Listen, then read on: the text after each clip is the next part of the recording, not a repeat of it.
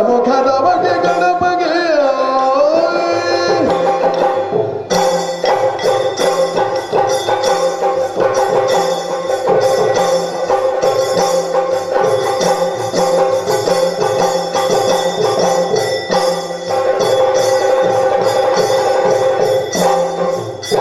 ದೇವತೆಗಳ ಕೈಯ ಕಪ್ಪವ ಗುಂಬಗೆ ದವಾಗಿಯಾದಿ ಮೆರೆಯುವಗೆ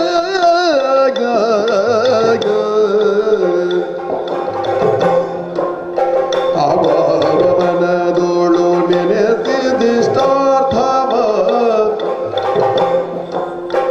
ಇವಾಗ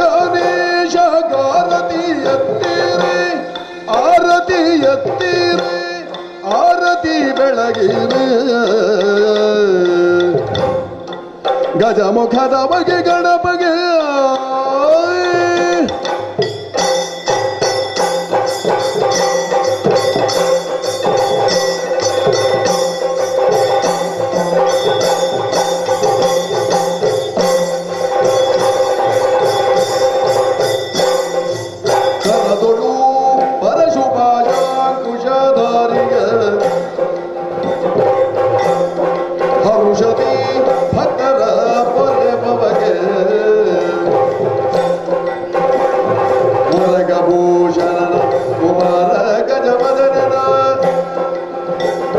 ಚರಣ ಕಮಲಗೆ ಆರತಿ ಎತ್ತಿರೆ ಆರತಿ ಬೆಳಗಿರೆ ಗಜಮುಖದ ಬಗೆ ಗಣಪಗೆ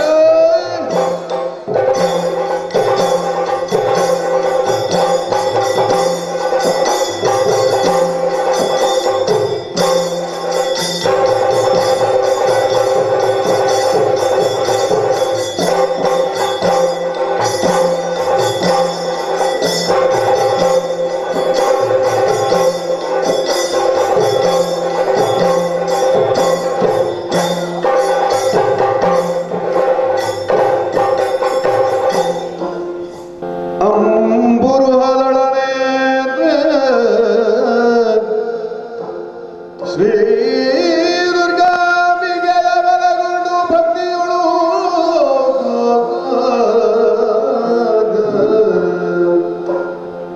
ಭಕ್ತಿಯುಳಂಬಿಕಾ ಕುಲ ವಿಘ್ನರಾಜನ ಬಿರಿದು ನೊಂದುತ್ತಿದ್ದೀಗ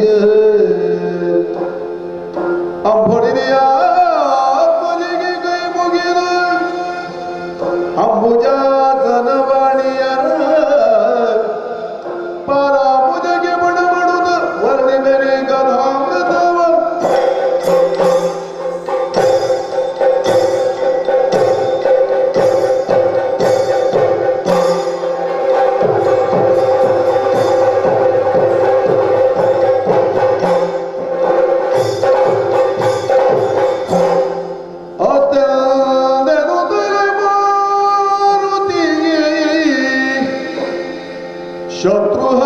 ಶತ್ರುಹನಡಿಗಭಿವಂದಿತಿ ಜವದ್ಯೋ ಬರಡುದೆ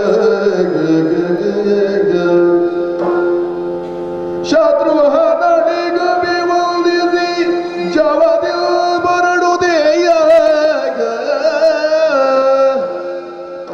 ಪೃಥ್ವಿಪ ನಿಡೆಗ ಕ್ಷಣದೊಳ ಅರ್ತಿಯೊಳೈ ರಘುಪತಿ ಭಜನೆಯೊಳಗ ಅತಿಯೊಳೈದರೆ ರಘುಪತಿ ಭಜನೆಯೊಳಗ ಅಸ್ತು ಎಂದಿರುತ್ತದೆ ಮಾರುತಿ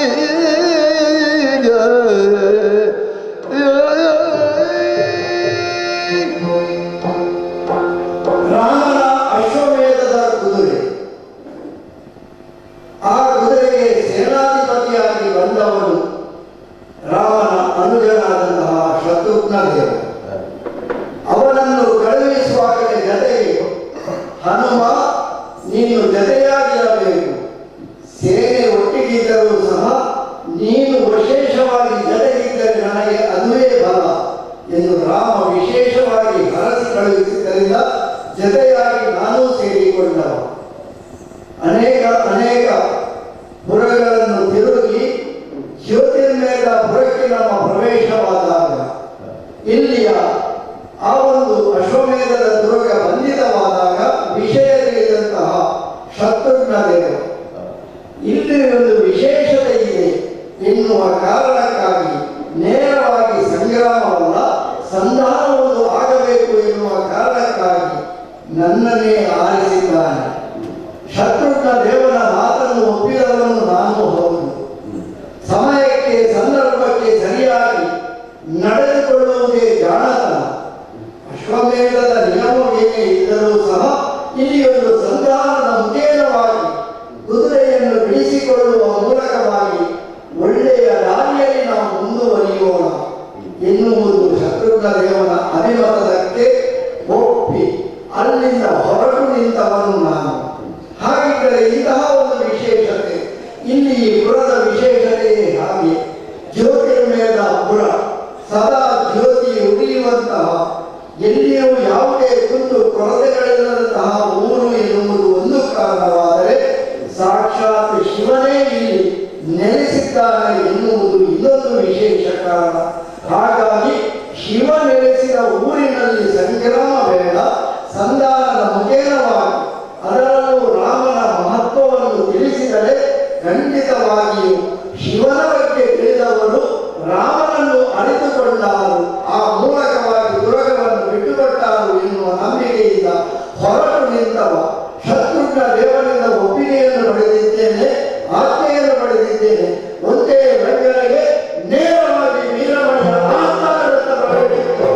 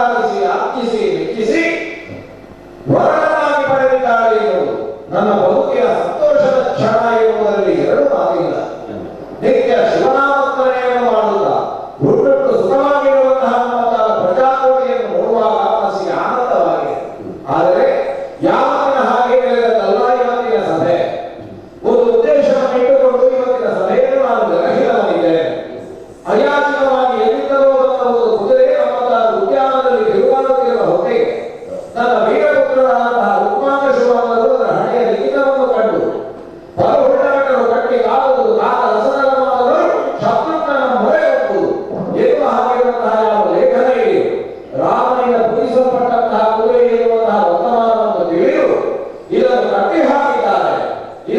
ಅನುಮೋದಿಸಿ ಮುಂದೆ ಎನ್ನುವುದರ ಕುರಿತಾಗಿ ನಾವು ಹೊತ್ತು ಚಿಂತಿಸುತ್ತಾ ಇರುವ ಅದು ಯಾರು ಯಾವನೋ ಅಥವಾ ಯಾವುದೋ ಏನು ಅಂತ ಹೇಳಿಕೆ ಬರುವುದಿಲ್ಲ. ಮನುಷ್ಯನೋ ಅಂತ ನೋಡಿದ್ರೆ ಭಾವ ಉಂಟು.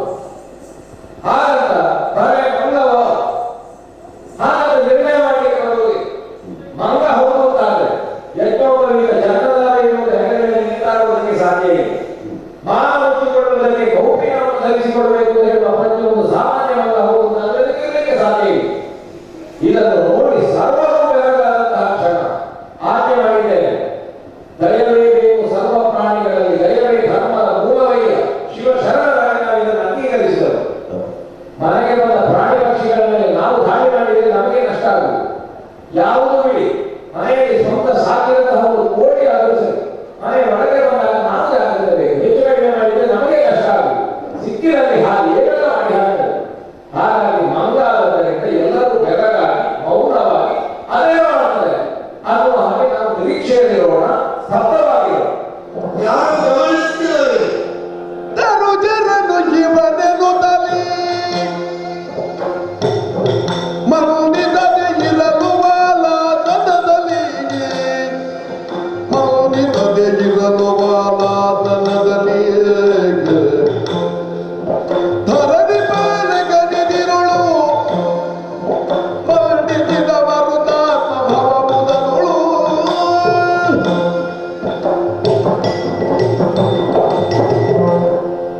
ನನ್ನ ಪ್ರವೇಶವನ್ನು ಕಂಡೊಡನೆ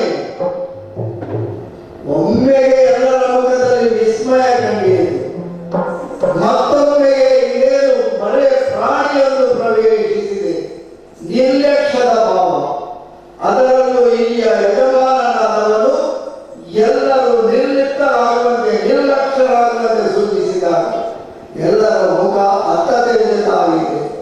ಹಾಗಿದ್ದರೆ ಬಂದವನು ಬರೇ ಮಂಗ, ಈ ಮಂಗನಿಂದ ಏನಾದೀತು ಎನ್ನುವುದಕ್ಕಾಗಿ ಹೀಗೆ ಇವರು ನಿರ್ಲಕ್ಷ್ಯ ತಾಳಿದ್ದಾರಲ್ಲ. ಯಾರು ನನ್ನನ್ನು ಸ್ವಾಗತಿಸುವುದಿಲ್ಲವೆಂದಾದರೆ ನಾನೇನು ಮಾಡಬೇಕು? ಹಿಂದಿನ ಒಂದು ಪ್ರಸಂಗ ನೆನಪಾಗಿ, ಹಿಂದೆ ರಾವಣನ ಆಸ್ಥಾನಕ್ಕೆ ನಮ್ಮವನಾದಂತಹ ವಾಲಿಯ ಕುವರ ಅಂಗದ ಪ್ರವೇಶಿಸಿದಾಗಲೂ ಹೀಗೆಯೇ ಆಗಿತ್ತು. ಉತ್ಪ್ರೇಕ್ಷೆ ಆದಾಗ ಯಾರು ತನ್ನನ್ನು ಬರಮಾಡಿಕೊಳ್ಳುವುದಿಲ್ಲ, ಆಸನವನ್ನು ಕೊಡುವುದಿಲ್ಲ ಎಂದಾಗ ಅವನು ಅವರಿಗೆ ಸರಿಯಾದ ಒಂದು ದಾರಿಯನ್ನು ತೋರಿಸಿದ್ದ. ರಾವಣನಿಗಿಂತಲೂ ಎತ್ತರವಾದಂತಹ ಆಸನವನ್ನು ತನ್ನ ಬಾಲದಿಂದಲೇ ಕಲಿದು ಎಲ್ಲರಿಗಿಂತಲೂ ಎತ್ತರದವನು ತಾನು ಎಂದು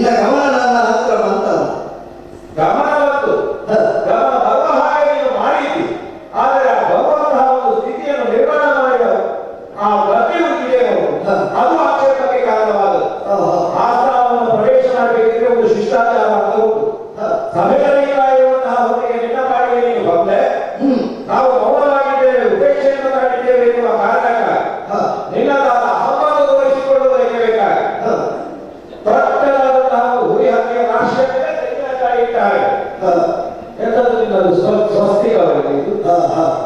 ಈಗ ನಿಮಗೆ ಹಾಗೆ ಕಾಣ್ತದೆ ಇದು. ಅಲ್ಲ ಹ, ಒಂದು ಹೇಳ್ತೇನೆ ಹ. ಎತ್ತರದಲ್ಲಿ ನೀ ಕೂತಿದ್ದೀಯ ಎನ್ನುವ ಕಾರಣಕ್ಕಾಗಿ ಹ್ಮ್ ನೀನೊಬ್ಬ ಗಣ್ಯ ವ್ಯಕ್ತಿ ಇದ್ದ ವೇದಿಕೆಯಲ್ಲಿ ಕೂತವನ ಹಾಗೆ ನಿನಗೆ ಗೌರವ ಸಿಗ್ತದೆ ಅಂತ ನೀನು ಭಾವಿಸಿದ್ದೆ ಮುಖ್ಯ ಅದು ನೀನು. ಹ್ಮ್ ಹ್ಮ್ ಎಲ್ಲ ಮಕ್ಕಳು ಕೂತ್ಕೊಳ್ಳುವುದೇನೆ ಅಂತ ಕೇಳಿದ್ರೆ ಮರದ ಮೇಲೆ ಹ, ಸ್ವಾಮಿ ಮಂಗ ಮಹಾನುಭಾವ ಯಾರು ಈ ಕೈ ಮುಗಿಯಲಿಕ್ಕೆ ಯಾಕೆ ಹೇಳಿದ್ರು ಮಂಗ ಹ, ಹ, ನೀ ಕೂತಿದ್ದ ಮೇಲೆ ಎನ್ನುವ ಕಾರಣಕ್ಕೆ ಹ, ನಿನ್ನಲ್ಲಿ ಯಾವುದೇ ಗೌರವ ಬರಬೇಕು ಅಂತ ಇಲ್ಲ. ಹ. ಆದರೆ ಆಸ್ಥಾನ ಆದದ್ದರಿಂದ ಆಸ್ಥಾನದ ಕರ್ತೃನಾದದ್ದರಿಂದ ಹ್ಮ್. ಈ ಕಾಲಕ್ಕೆ ಕೇಳ್ತಾ ಇದ್ದೇನೆ ಏನು ಮದಮುಖ ಏನು ಧೈರ್ಯ ಇದು ಮದಮುಖ ಮದಮುಖರು ನೀವೀಗಲೂ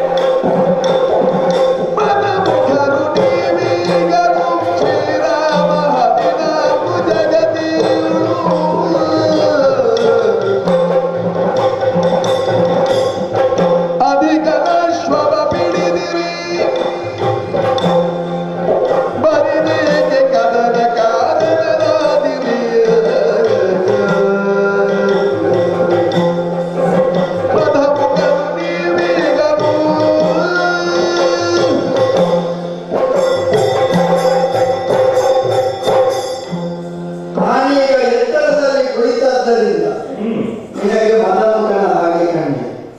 ಹಾಗಾಗಿ ಅಲ್ಲೇ ಸತ್ಯ ಕೈ ಹಾಗೆ ಕಾಣ್ತೇನ?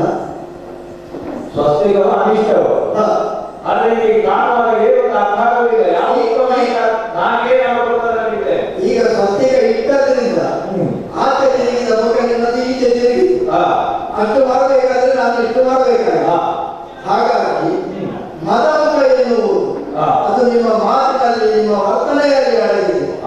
ನಾನು ಪ್ರವೇಶಿಸುವಾಗಲೇ ಅದನ್ನು ನೀವು ತೋರಿಸಿಕೊಟ್ಟಿರಿ. ಹಾಗಿದ್ದರೆ ಇಂತಹ ಮದಮುಖರು ತುಂಬಿದ ಸಭೆಯಲ್ಲಿ ನನ್ನಂತಹ ನಿಮ್ಮ ಮಾತಿನಲ್ಲಿ ಹೇಳುವುದಾದರೆ ಸಾಮಾನ್ಯ ಮಂಗನೊಬ್ಬ ಏನು ಮಾಡಬಹುದು ಅದನ್ನೇ ಮಾಡಿದೆ ನಾನು. ಎಲ್ಲರಿಗೂ ಉತ್ಪ್ರೇಕ್ಷೆಗೆ ಒಳಗಾದಾಗ ನಿಮಗೆಲ್ಲರಿಗೂ ಗಮನ ಸೆಳೆಯುವಂತಹ ವರ್ತನೆಯೊಂದನ್ನು ನಾನು ಮಾಡಬೇಕಾಗಿ ಅದನ್ನು ಮಾಡಿ ತೋರಿಸಿದ್ದೇನೆ. ಅರ್ಥಾತ್ ನಾನು ಎತ್ತರದಲ್ಲಿ ಕುಳಿತ ಪಾತ್ರಕ್ಕೆ ನಾನು ದೊಡ್ಡ ಜನ ಅಂತ ನಾನೇನು ಭಾವಿಸುವುದಿಲ್ಲ. ಅಥವಾ ನನ್ನನ್ನು ದೊಡ್ಡ ಜನ ಮಾಡಬೇಕಂತ ನಿಮ್ಮಲ್ಲಿ ಕೇಳಿಕೊಳ್ಳುವುದಿಲ್ಲ. ನಮಗೆಲ್ಲ ದೊಡ್ಡವ ಯಾರು ಗೊತ್ತೇ? ನಮ್ಮ ಒಡೆಯ ಒಬ್ಬನಿದ್ದಾನೆ.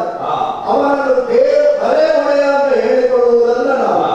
ಈ ಏಳು ಲೋಕಕ್ಕೆ ಅರ್ಥಾತ್ ಕೆಳಗೆ ಮೇಲೆ ಮೇಲೆ ಏಳು ಲೋಕಕ್ಕೆ ಒಡೆಯ ಅವ. 14 ಲೋಕದ ಒಡೆಯ ಶ್ರೀರಾಮಚಂದ್ರಮ ನಮ್ಮ ಪ್ರಭು ನಮಗೆ ಹೇಳಿಕೊಳ್ಳಿಕ್ಕೆ ಹೆಮ್ಮೆಯಾಗುತ್ತಾ ಇದೆ.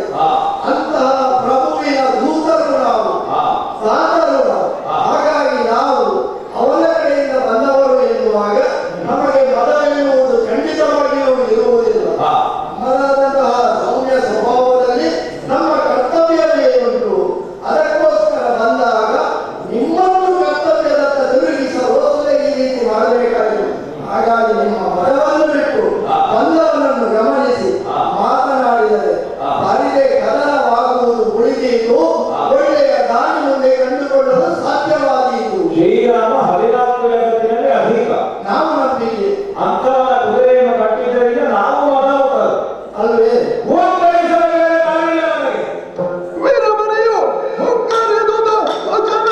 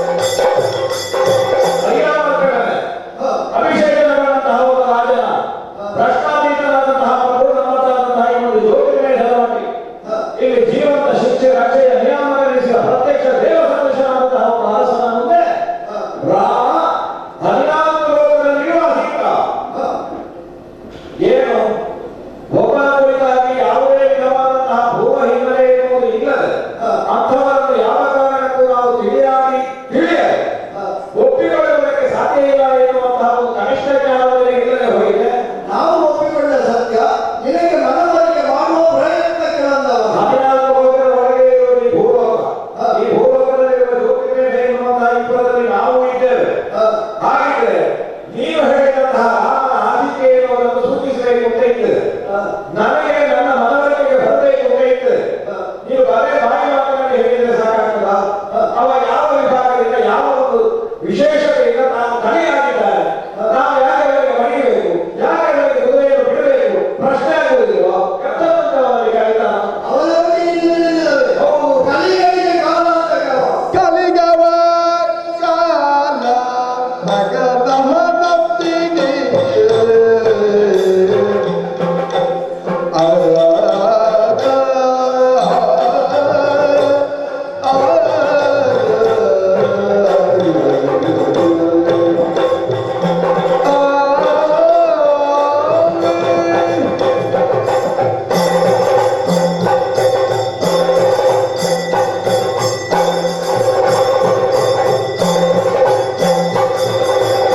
ಕಲಿಗವ ಕಾಲ ನಗದ ಹನತ್ತಿಗೆ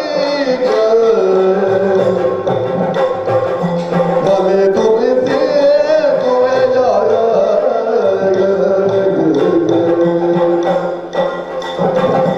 ಕಲಹದಿದ ಶಾಶಿರ ಕುಂಭ ಶ್ರವಣದ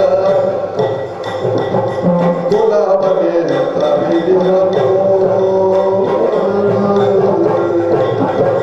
ಕಲಿಗವ ಕಾಲ ನಗದ ಹನತ್ತಿಗೆ ಬಲಿ ತುಳಿದೆ ತುವೆಯ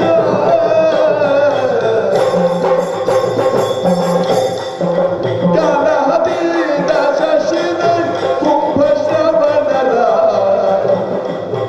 ಆ ಗುಲಾಬಗೆ ತಮಿಳಿನೋ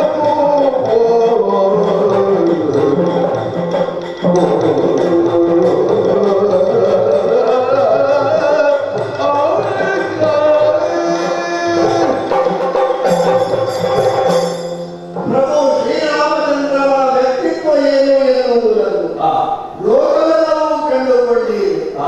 ಅಂತಹ ಲೋಕ ಕಂಡಂತಹ ಅಸಾಧಾರಣವಾದಂತಹ ವ್ಯಕ್ತಿತ್ವವುಳ್ಳ ನಮ್ಮ ಪ್ರಭು ಶ್ರೀರಾಮಚಂದ್ರ ಅವನೇನು ಎನ್ನುವುದನ್ನು ಹೇಳುವುದು ಅಷ್ಟು ಸುಲಭ ಸಾಧ್ಯವಲ್ಲ. ಆದರೂ ನನ್ನ ಇತಿಮಿತಿಯಲ್ಲಿ ನಿನ್ನ ಮನಸ್ಸಿಗೆ ಒಪ್ಪಿಗೆಯಾಗುವ ರೀತಿಯಲ್ಲಿ ಹೇಳಲು ಪ್ರಯತ್ನಿಸುತ್ತೇನೆ.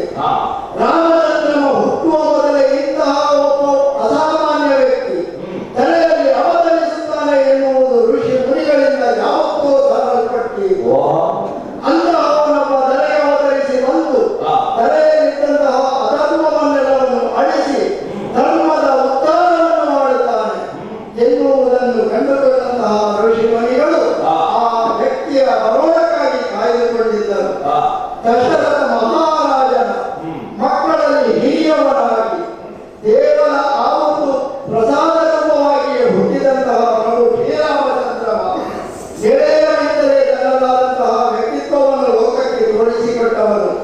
ಷೋಡಶ ಪ್ರಾಯದಲ್ಲಿಯೇ ವಿಶ್ವಾಮಿತ್ರರೊಡನೆ ಕಾಡಿಗೆ ಹೋಗಿ ಅಲ್ಲಿ ಅವರಿಗೆ ಉಪಟಳಗೊಳ್ಳುತ್ತಿದ್ದಂತಹ ಅವರ ಯಾಗ ಯಜ್ಞಾದಿಗಳನ್ನು ಕೆಡಿಸುತ್ತಿದ್ದಂತಹ ಆ ಮಾರೀಚಾದಿ ಕಾಟಕಿಯಾದಿ ರಾಕ್ಷಸರನ್ನು ಸಂಹರಿಸುವ ಮೂಲಕ ತಾವು ಏನು ಎನ್ನುವುದನ್ನು ಲೋಕಕ್ಕೆ ತೋರಿಸಿ ಅಧರ್ಮೀಯರಿಗೆ ಆ ದುಷ್ಟರಿಗೆ ಎಚ್ಚರಿಕೆಯ ಗಂಟೆಯನ್ನು ತೋರಿಸಿದರು. ಮುಂದುವರಿದು ತನ್ನದಾದಂತಹ ನಡೆ ನುಡಿಯಲ್ಲಿಯೂ ಸಹ ತಾನೊಬ್ಬ ಅಸಾಮಾನ್ಯ ಪುರುಷರಲ್ಲಿ ಉತ್ತಮ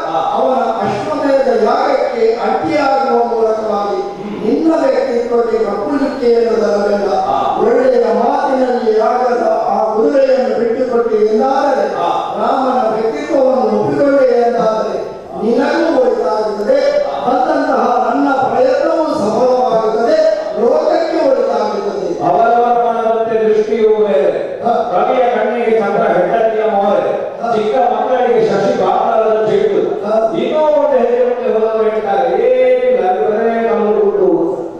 ಅವರವರ ಕಣ್ಣಿಗೆ ಯಾವ ಯಾವ ದೃಷ್ಟಿ ಉಂಟು ಎಲ್ಲ ಸೃಷ್ಟಿ. ಹಾಗಾಗಿ ಹೇಳಿದ್ರೆ ಗೊತ್ತಿಲ್ಲದೆ ಹೇಳಿದ್ದು ಅಂತ ಭಾವಿಸಿದ್ಯೋ ಆ ರೀತಿ ಹೇಳಿ.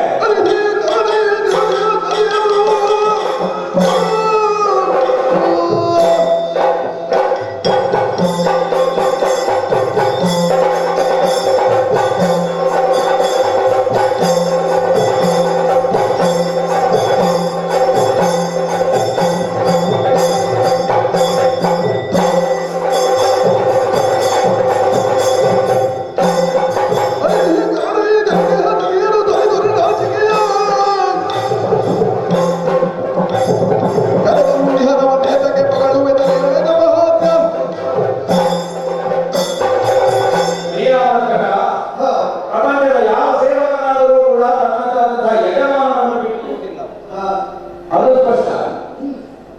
ಕರ್ತಿಗಳ ರಾಕ್ಷಸನ ಕರ್ಮಣಿಯ ವೃತ್ತಿ ಮಾಡಿ ಕೆಳಗಿಟ್ಟ ಭೂಗಳನ್ನು ಗುಡಿಸಲಿರುವೆ, ಕೈಲಾಂತು ನಿರುಳಿಲ್ಲ ಗಂಗೆಯಿಂದ ದುರಿಯ ಸಮಾಜನಿಗೆ ದಾರಿ ನಡೆಯಕ್ಕೆ ಅನಂತ ಯಾತ್ರಿಕನ ಕಾಲ ಪುರುಷನ್ ತನ್ನ ಕೈಯೊಳಗೆ ಬಿಡಿದ ದುಡ್ಡು ವಿಧಿಗಳೆಲ್ಲ ನಕ್ಷತ್ರ ರೇಖೆಯ ದಿವ್ಯಾಂತ ಆಕಾಶದಲ್ಲಿ ಧೂಮಕೇತುವನ್ನು ನೋಡಿದ ಕಾರಣ ಇನ್ನು ನನಗೆ ಸಾಕು ಎನ್ನುವ ನೆವರಿಂದ ರಾಮನಿಗೆ ಪಟ್ಟ ಕಟ್ಟುವಂತಹ ಸಿದ್ಧತೆಯನ್ನು ದಶರಥ ಮಾಡಿದ. ನೋಡು, ರಾಮನ ಬದುಕಿನ ದುರಪ್ರಯಾಣವನ್ನು ಅಲ್ಲಿಂದಲೇ ನಾವು ಆರಂಭಿಸುವುದಕ್ಕೆ ಅವಕಾಶ ಆಗ್ತದೆ. ರಾಮನಿಗೆ ಪಟ್ಟ ಕಟ್ಟಲಿಕ್ಕೆ ಮುಹೂರ್ತ ಸಿಕ್ಕಿದ್ದೆ ಧೂಮಕೇತು ನೋಡ್ಲಿಕ್ಕೆ ಸಿಕ್ಕಿದ್ದು, ಅಲ್ಲಿಂದಲೇ ತೊಡಗಿದೆ ಅಮಂಗಳ. ರಾಮನಿಗೆ ಪಟ್ಟ ಕಟ್ಟಬೇಕು ಅಂತ ಹೇಳುವ ಯೋಚನೆ ಸಫಲವಾಯಿತೋ? ಅದಾಗಲಿಲ್ಲ. ಪರಿಣಾಮ ಏನಾಯಿತು? ದಶರಥ ಸತ್ತ. ಪರೋಕ್ಷವಾಗಿ ದಶರಥನ ಸಾವಿಗೆ ರಾಮನೇ ಕಾರಣನಾದ. ಆನಂದ ರೂಪೋ ನಿಷ್ಪರಿಮಾಣ ಏಷ ಲೋಕಾಶ್ಚೈತಸ್ಮಾದ್ ರಮತೇತೇನ ರಾಮ ಹೇಳುವವರೆಲ್ಲ ಸಾವಿರ ಸಂಖ್ಯೆಯಲ್ಲಿ ರಾಮನ ಬಗ್ಗೆ ಸಂಕೀರ್ತನೆ ಮಾಡ್ತಾರೆ. ಎಲ್ಲಿ ಉಂಟು ರಾಮನ ಜೀವನದಲ್ಲಿ ಆನಂದ? ರಾಮನಿಂದಾಗಿ ರಾಮನ ಅಪ್ಪ ಸತ್ತ, ರಾಮನಿಂದಾಗಿ ರಾಮನ 3 ಮಂದಿ ತಾಯಂದಿರು ವೈಧವ್ಯತೆಯನ್ನು ಪಡೆದರು. ಹೋಗಬೇಡ ರಾಮ ಅಂತ ಕಾಲಿಗೆ ಬಿದ್ದಂತಹ ಪ್ರಜಾಕೋಟಿಯನ್ನು ನಿರ್ಲಕ್ಷಿಸಿ ಕಾಡಿಗೆ ಅಂತ ಹೋದ. ಚಿತ್ರಕೂಟಕ್ಕೆ ಬಂದ. ಅಲ್ಲಿಗೆ ಬಂದಂತಹ ಭರತ ಬರಬೇಕಣ್ಣ ಅಂತ ದಮ್ಮಯ್ಯ ಹಾಕಿದ್ರೆ ಬರಲಿಲ್ಲ. ಏನು ಕಾಲಿಗೆ ಹಾಕಬೇಕಾದದ್ದನ್ನು ತಲೆಯಲ್ಲಿಟ್ಟು ಕಳಿಸಿದ. ಅಂತಹ ನಿಕೃಷ್ಟ ಸ್ಥಿತಿಗೆ ಭರತನನ್ನು ಕಳಿಸಿ ರಾಮ ಏನು ಮಾಡಿದ?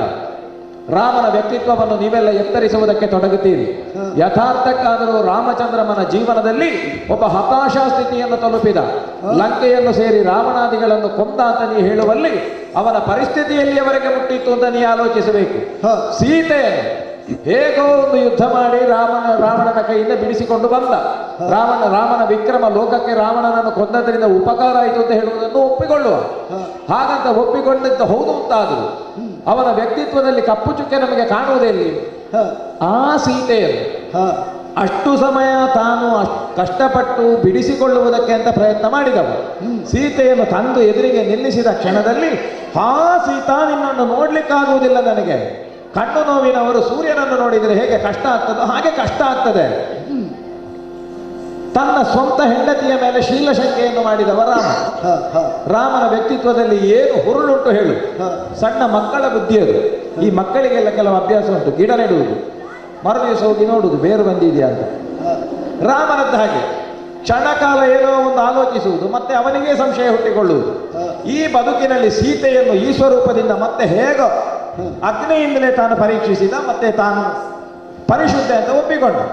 ಇಷ್ಟೆಲ್ಲ ಆದ ಮೇಲೆ ಸೀತೆ ಪರಿಶುದ್ಧ ಅಂತ ಅಗ್ನಿಯೇ ಒಂದು ಪ್ರಮಾಣ ಪತ್ರ ಕೊಟ್ಟ ಮೇಲೆ ಯಾರೋ ಒಬ್ಬ ಊರ್ನವ ಹೇಳಿದೆ ಎನ್ನುವ ಕಾರಣಕ್ಕೆ ಬೇಕಾಗಿ ಮತ್ತೆ ಸೀತೆಯನ್ನು ಕಾಡಿಗೆ ಬಿಡುವುದ? ಅದು ಗರ್ಭಿಣಿಯಾದಂತಹ ಸ್ಥಿತಿಯಲ್ಲಿ ಯಾರೇ ಆಗಲಿ ಗರ್ಭಿಣಿ ಹೆಣ್ಣು ಮಕ್ಕಳು ಅಂತ ಆದರೆ ಹೌದು ಅಂತ ಆದರೆ ಅವಳನ್ನು ರಕ್ಷಣೆ ಮಾಡಲಿಕ್ಕೆ ತಾಯಿ ಮನೆಗೆ ಕಳಿಸಬೇಕು.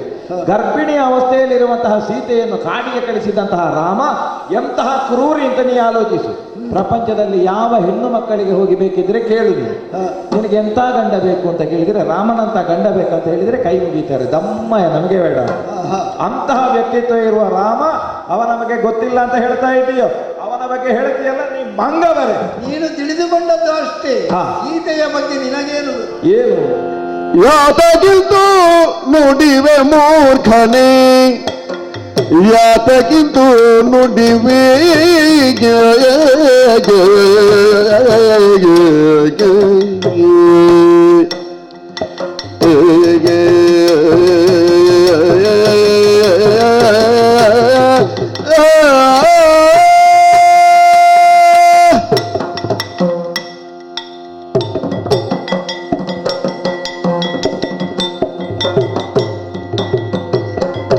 ಯಾತಕ್ಕಿಂತೂ ನುಡಿವೆ ಮೂರ್ಖನೇ ಲೋಕ ಮಾತೆ ಸೀತೆ ಭುವನ ಖ್ಯಾತೆ ಆದಿಶಕ್ತಿ ಮೂಢನೇ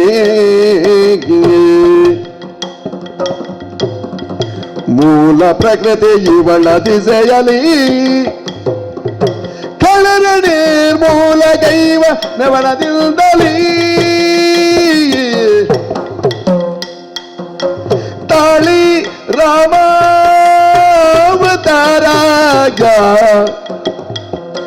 ಮೂಲ ಪುರುಷ ವಿಶ್ವಮೂರ್ತಿ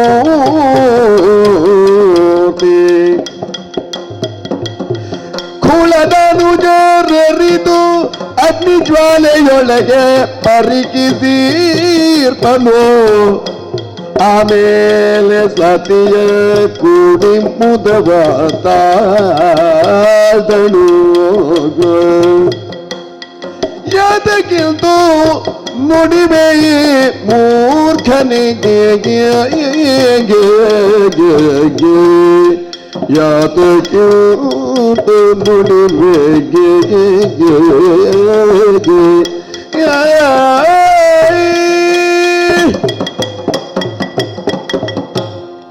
ರಾಮನ ಬಗ್ಗೆಯೋ ಸೀತೆಯ ಬಗ್ಗೆಯೋ ಆ ಸಾಕಷ್ಟು ತಿಳಿದುಕೊಂಡಿದ್ದರೂ ಸಹ ಆ ತಿಳಿದುಕೊಂಡನ್ನು ಬೇರೆ ರೀತಿಯಲ್ಲಿ ವರ್ಣಿಸುವ ಪ್ರಯತ್ನ ನಿನ್ನದು.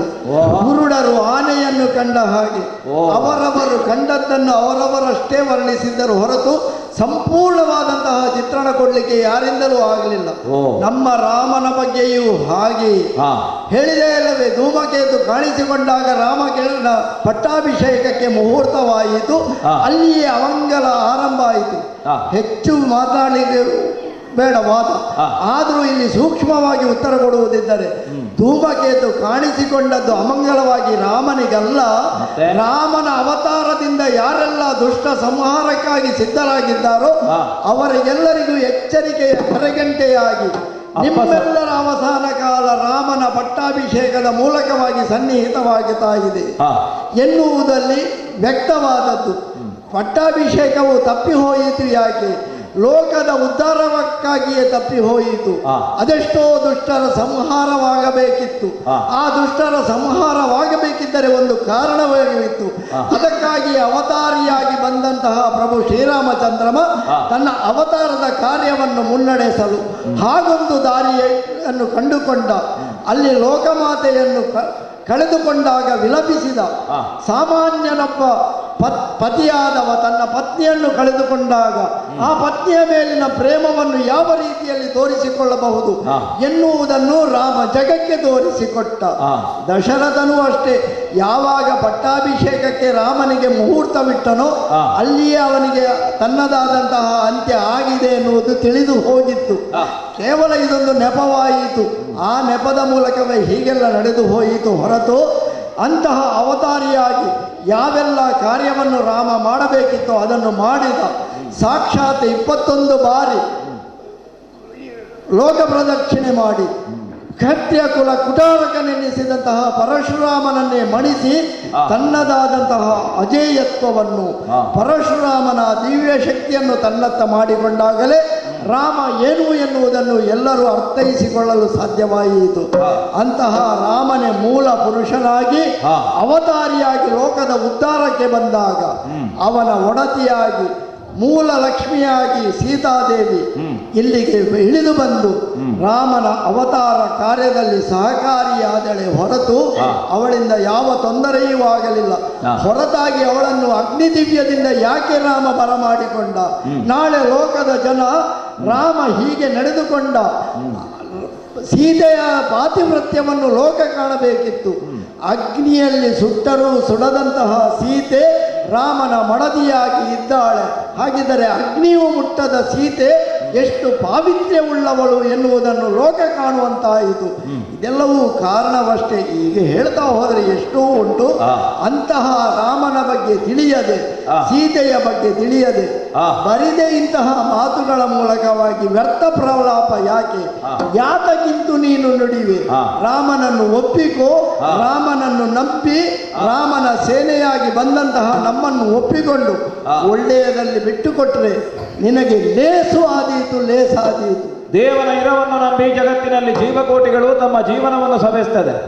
ಅವನು ಕಾಮನು ಎಂಬ ಅರಿವಿನಲ್ಲಿ ಅವನದ್ದಾದ ಪಾದಕಾನತವಾಗುತ್ತದೆ. ದೇವರಿಗೆ ರೂಪ ಉಂಟು, ಆಕಾರ ಉಂಟು ಅಂತ ಕೇಳಿದರೆ ಕೆಲವರ ಪಾದ ದೇವರಿಗೆ ನಿರಾಕಾರ. ನಿರಾಕಾರ ನಿರ್ಗುಣ ಸ್ವರೂಪನಾದಂತಹ ದೇವನನ್ನು ಅವರವರದ್ದಾದಂತಹ ಸ್ಥಿತಿಯಲ್ಲಿ ಮಿತಿಯಲ್ಲಿ ಆರಾಧಿಸುವುದಕ್ಕೆ ಸಾಧ್ಯವಾಗುತ್ತದೆ.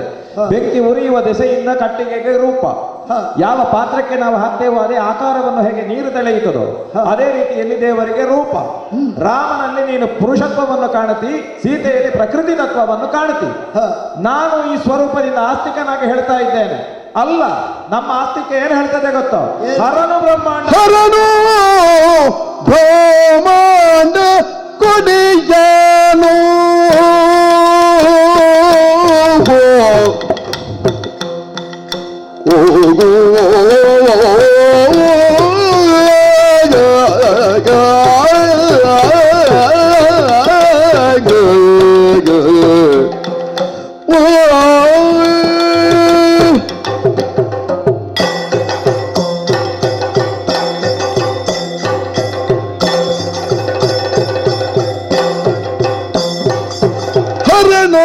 ಬ್ರಹ್ಮಾಂಡ ಕೊಡೆಯನು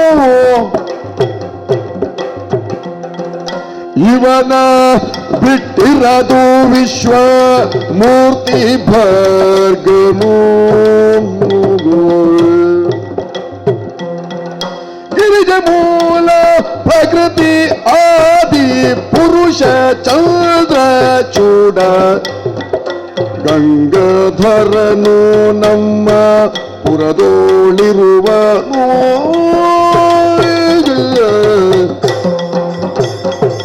ಹರನು ಬ್ರಹ್ಮಾಂಡ ಕೊಡೆಯನು ಬ್ರಹ್ಮಾಂಡ ಕೊಡೆಯನು ಇವನ ಬಿಟ್ಟಿರದು ವಿಶ್ವಮೂರ್ತಿ ಭರ್ಗನು.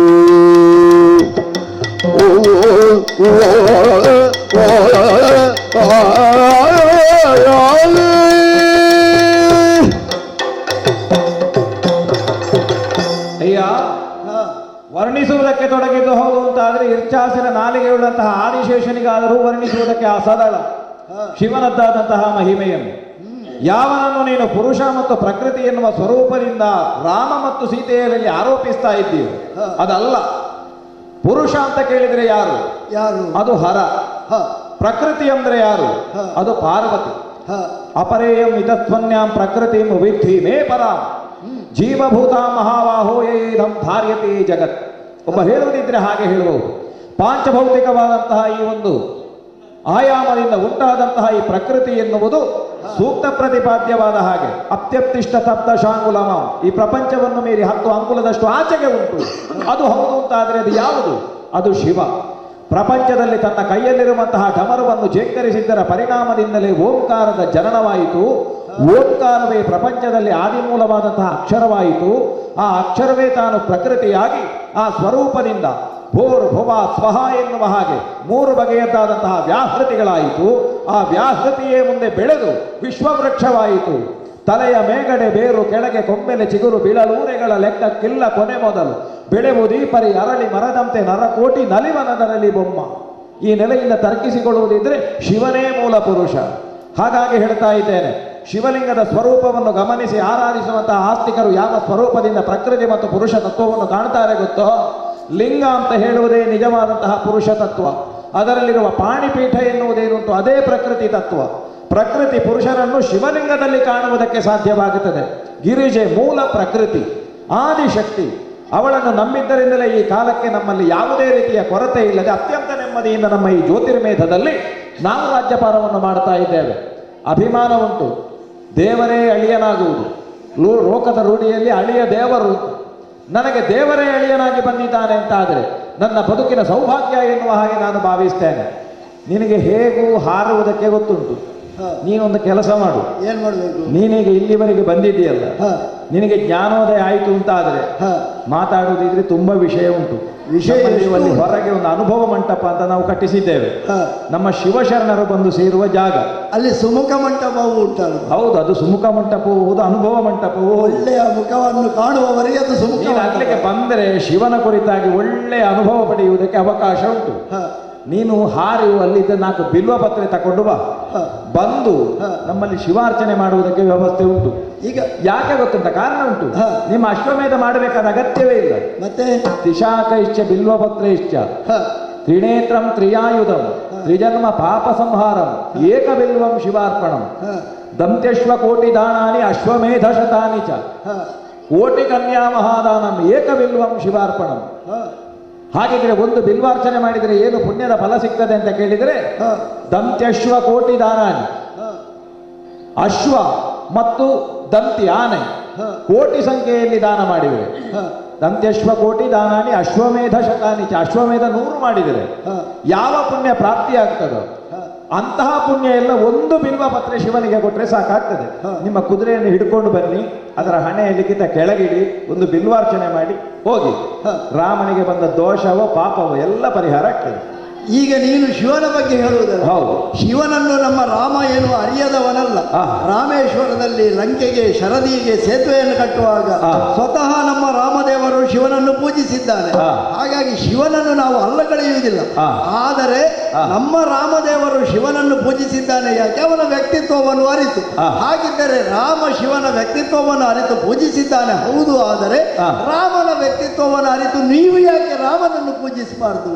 ಶಿವಕ್ಷೇತ್ರಕ್ಕೆ ಬಂದ ಮೇಲೆ ಕ್ಷೇತ್ರ ಸಾನ್ನಿಧ್ಯ ಅಂತ ನೋಡ್ಬೇಕು. ಹ. ಯಾವ ಕ್ಷೇತ್ರದಲ್ಲಿ ಯಾರು ಕ್ಷೇತ್ರೇಶ ಅಂತ ನೋಡ್ಬೇಕು. ಹ. ಆ ಕ್ಷೇತ್ರಕ್ಕೆ ಬರುವಾಗ ಆ ಕ್ಷೇತ್ರದ ದೇವರಿಗೆ ನಮಸ್ಕಾರ ಮಾಡಬೇಕು, ಬಿಟ್ರೆ ಇನ್ನೊಬ್ಬ ದೇವರನ್ನು ತರಲಿಕ್ಕಿಲ್ಲ. ಹ. ಇವತ್ತು ನೀನು ಬಂದು ಹೀಗೆ ಮಾಡಿ ನಿನ್ನ ಪ್ರವಚನ ಕೇಳಿ ಇಲ್ಲಿದ್ದವರೆಲ್ಲ ನಾವೆಲ್ಲ ಮರುಳಾದ್ರೆ, ಹ. ಶಿವಲಿಂಗದ ಮೇಲೆ ಮತ್ತೆ ಒಂದು ಶಾಲಿಗ್ರಾಮ ಇಟ್ಟು, ಹ. ಆಮೇಲೆ ಶಿವನಿಗೆ ಪೂಜೆ ಇಲ್ಲಿ ಶಾಲಿಗ್ರಾಮಕ್ಕೆ ಪೂಜೆ ಅಂತ ಹೇಳಿಕೊಂಡು, ಹ.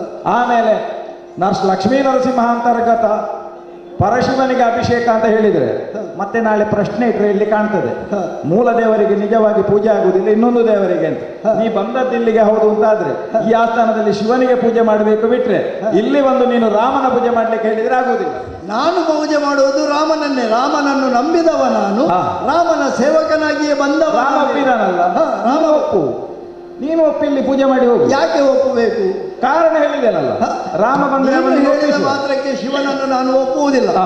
ನಾವು ಒಪ್ಪುವುದು ರಾಮನೇ ದೇವರು ಎಂದು. ಹಾ. ನಮ್ಮ ದೇವರು ನಿಮ್ಮ ದೇವರನ್ನು ಒಪ್ಪಿರಬಹುದು. ಹಾ. ಹಾಗಂತ ಹೇಳಿದ ಮಾತ್ರಕ್ಕೆ ಹಾ. ನಮಗೆ ನಮ್ಮ ದೇವರೇ ದೊಡ್ಡದು. ಹಾ. ನಮ್ಮ ದೇವರು ಹೇಳಿದರೆ ಮಾತ್ರವೇ ನಾವು ಮಾಡುವುದು ಹೊರತು ನೋಡು, ನಾವಾಗಿ ಯಾವುದನ್ನು ಮಾಡುವುದಿಲ್ಲ. ನಾವು ಮಾಡುವುದು ರಾಮ ಕಾರ್ಯ ಇದು. ನಾನು ಒಂದು ಮಾತು ಹೇಳ, ಹ. ನಮ್ಮ ಸಭೆಯ ಒಂದು ಕಾರ್ಯಕ್ರಮವನ್ನು ವ್ಯರ್ಥವಾಗಿ ಕಾಲಾಪನೆ ಮಾಡಲಿಕ್ಕೆ ನನಗೆ ಇಷ್ಟ ಇಲ್ಲ. ಹ. ಅವರವರ ಮನಸ್ಸಿಗೆ ತೋಚಿದ ಹಾಗೆ ದೇವರು. ನಿನಗೆ ರಾಮ ದೇವರಲ್ಲ, ನನಗೆ ರಾಮ ಒಳಿತು ಅಂತ ಹೇಳ್ತೇನೆ, ಆಕ್ಷೇಪ ಇಲ್ಲ. ಉಳಿದು ನಿನಗೆ ದೇವನಾಗಲಿ.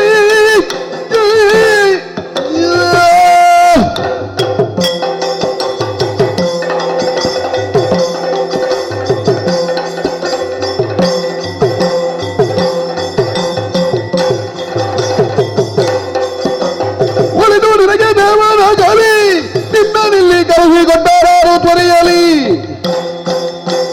ಒಳಿಮುಖಾಜ್ವಾಮಾಜಾದುದಿರು ಕಾರ್ಯವೇನು ಬಂದು ತರುಹು, ಹಲವಿನುಮತಿನಿಂದಲೇನು ಅಲುಕಲೇಕೆ ಪೇಳು ಪೇಳಲ. ಅಣುರೇಣು ತೃಣಾಕಾಷ್ಟದಲ್ಲಿ ದೇವರನ್ನು ಕಾಣುವುದಕ್ಕೆ ಸಾಧ್ಯ ಆಗ್ತದೆ. ಹ, ಏಕಯವ ಹಿ ಭೂತಾತ್ಮನ್ ಭೂತಭೂತೇ ವ್ಯವಸ್ಥಿತ. ಹ, ಹಾಗಿದ್ರೆ ವಿಶ್ವ ಭಗವಂತ ಎನ್ನುವ ಹಾಗೆ ಸ್ಥೂಲದಿಂದ ಕಾಣುವುದನ್ನು ಪರಮಾತ್ಮ ಎನ್ನುವ ನೆಲೆಯಿಂದ ಸೂಕ್ಷ್ಮ ರೂಪದಿಂದ ಕಾಣುವುದಕ್ಕೆ ಸಾಧ್ಯ ಆಗ್ತದೆ. ಹ. ರಾಮನಲ್ಲಿ ದೇವರನ್ನು ಕಾಣುವುದು ನಿನ್ನದ್ದಾದಂತಹ ಆಸ್ತಿಕತೆ ಅಂತ ಆದ್ರೆ ಇರಲಿ, ಆಕ್ಷೇಪ ಇಲ್ಲ. ಹ. ಈಗ ನಿನಗೆ ಆಗ್ಬೇಕಾದದ್ದೇನು? ನಾನು ಬಂದ ಕಾರ್ಯ ಆಗಬೇಕು. ಹೌದು. ಏನು? ಯಾಗದ ಕುದುರೆಯನ್ನು ಒಳ್ಳೆಯ ಮಾತಿನಲ್ಲಿ ಬಿಟ್ಟು ಕೊಟ್ರೆ ಹಾ. ಕದನಕ್ಕೆ ಕಾರಣರಾದಿರಿ ಎಂದು ಆರಂಭಕ್ಕೆ ಹೇಳಿದಲ್ವೇ, ಅದು ಓಹೋ. ಉಳಿಯುತ್ತದೆ. ಯಾವ ಕಾರಣಕ್ಕೂ ಬಂಧಿಸಿದಂತಹ ಹಯವನ್ನು ಬಿಟ್ಟುಕೊಡುವಂತಹ ಪ್ರಮೇಯವೇ ಇಲ್ಲ. ಹ, ಆದ್ರಿಂದ ಸಾರಿ ಹೇಳ್ತೇನೆ, ಹ. ಯಾವ ಸ್ವರೂಪದಿಂದ ನೀವು ಆಕ್ರಮಣ ಮಾಡುವುದಕ್ಕೆ ಬರುವುದಿದ್ರು ಅದಕ್ಕೆ ಸನ್ನದ್ಧರಾಗಿ ನಿಲ್ತೇವೆ. ಕಟ್ಟಿದ ಕುದುರೆ ಬಿಡುವುದಿಲ್ಲ, ಬಿಡುವುದಿಲ್ಲ, ಬಿಡುವುದಿಲ್ಲ. ವೀರವನೇ ಇದ್ದನಲು ಕನಲುತ ಮರುದಾತ್ಮಜನನ್ನ ದೂರ್ಧನೆ ತಾರದಿರೆ ನೇಮವನು ನಿಮ್ಮೊದಗೀಗ ಬಿಟ್ಟಿಹೇನು.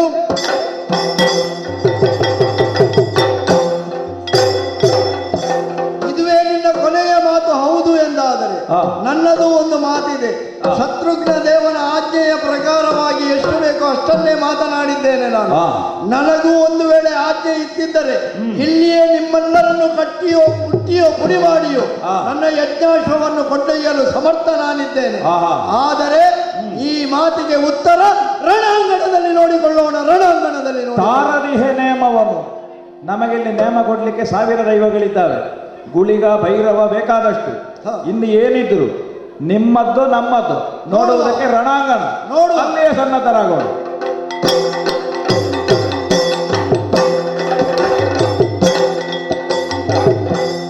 ಪರಿಗಿದುದನು ಗದೆಯ ಪುರಹರ, ಪರಿಗಿದುದನು ಗದೆಯ ಪುರಹರ, ತೆರಳಿದಲ್ಲಿಗೆ ಪ್ರಮದ ಸೇನೆಯು ಅರರೆ ಏನಾಶ್ಚರ್ಯವೆನ್ನುತ್ತಲರಿತು ಬೇಗದಲ್ಲಿ.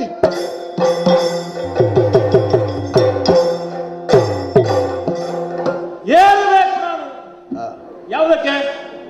ವೃಷಭವನ್ನೇ ಏರ್ಬೇಕು.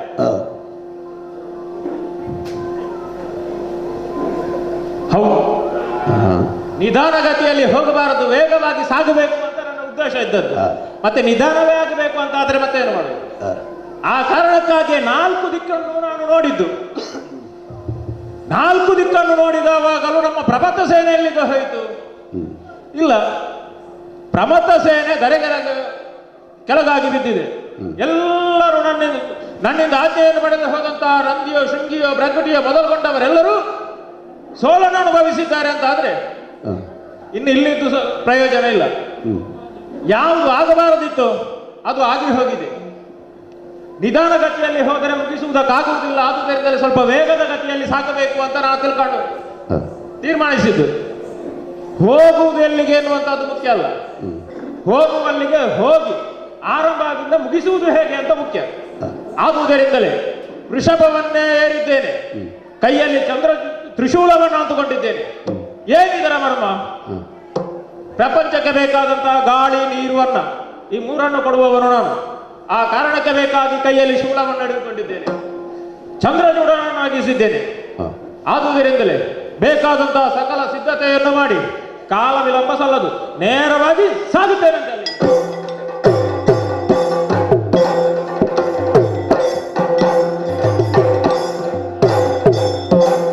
ಕೊಟ್ಟೆ ಬ್ರಹ್ಮಾಂಡವನೇ ಚೂರ್ನಿಪೆ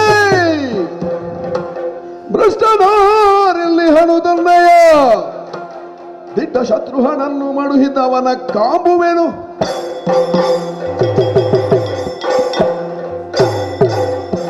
ಒಂದೊಮ್ಮೆಗೆ ರಣಾಂಗಣ ಮೌನವಾಗಿ ಇದೆ. ವೀರಮಣಿಯನ್ನು ಕೊಂದಾಗಿ ಇದೆ. ನಮ್ಮ ಯಜ್ಞಾಶ್ವವನ್ನು ಬಿಡಿಸಿಕೊಂಡು ಹೋಗುವುದಷ್ಟೇ ಬಾಕಿ ಎಂದು ನಾವೆಲ್ಲರೂ ಉತ್ಸಾಹಿಗಳಾಗಿ ವಿಜಯಶಾಲಿಗಳಾಗಿ ಹುಮ್ಮಸ್ಸಿನಲ್ಲಿದ್ದರೆ ಅದೇನಾಯಿತೋ ಗೊತ್ತಿಲ್ಲ. ರಣಾಂಗಣವೆಲ್ಲವೂ ಧರಾಶಾಹಿಯಾಗಿದೆ. ಎಲ್ಲರೂ ಮೌನವಾಗಿದ್ದಾರೆ. ಯಾರಿಂದಲೂ ಶಬ್ದವೋ ಪ್ರತಿಶಬ್ದವೋ ಕೇಳಿ ಬರ್ತಾ ಇಲ್ಲ. ಯಾಕೆ ಹೀಗೆ ಅಂತ ಕೇಳಿದರೆ ಯಾರೋ ನಮ್ಮ ಶತ್ರುಘ್ನ ದೇವನನ್ನು ಕೆಡಹಿದ್ದಾರಂತೆ. ಹಾಗಿದ್ದರೆ ಶತ್ರುಘ್ನ ದೇಹನನ್ನು ಕೆಡವಿದಂತಹ ಯಾರೇ ಆಗಿರಲಿ ಅವನನ್ನೂ ಎದುರಿಗೆ ಸಿಕ್ಕಿದರೆ ಮುಗಿಸಿ ಬಿಡುತ್ತೇನೆ. ಕೇವಲ ಅವನನ್ನೇ ಮುಗಿಸುವುದಲ್ಲ, ಯಾವ ರಾಮನ ಕಾರ್ಯಕ್ಕಾಗಿ ಬಂದವ ಈ ಹನುಮನು, ರಾಮನ ಆಜ್ಞೆಯ ಮುಖಾಂತರವಾಗಿ ಬಂದವನು, ನಮ್ಮವರಿಗೆ ಏನೂ ಆಗದ ಹಾಗೆ ನೋಡಿಕೋ. ಇದು ಹನುಮನ ಮೇಲೆ ರಾಮ ಇರಿಸಿದ ವಿಶ್ವಾಸ. ಈ ವಿಶ್ವಾಸಕ್ಕೆ ತೊಂದರೆ ಬಂದೊದಗಿದೆ ಎಂದಾದರೆ ಈ ಬ್ರಹ್ಮಾಂಡವನ್ನೇ ಕುಟಿಪುಡಿ ಮಾಡುತ್ತೇನೆ. ಆ ಸಪ್ತ ಸಮುದ್ರಗಳನ್ನು ಕುಡಿದು ನೀರು ನುಂಗುತ್ತೇನೆ. ಎಲ್ಲರನ್ನು ನಾಶಪಡಿಸ್ತೇನೆ. ಯಾರು ಅಂತ ಮುಂದುವರಿದು ನೋಡ್ತೇನೆ.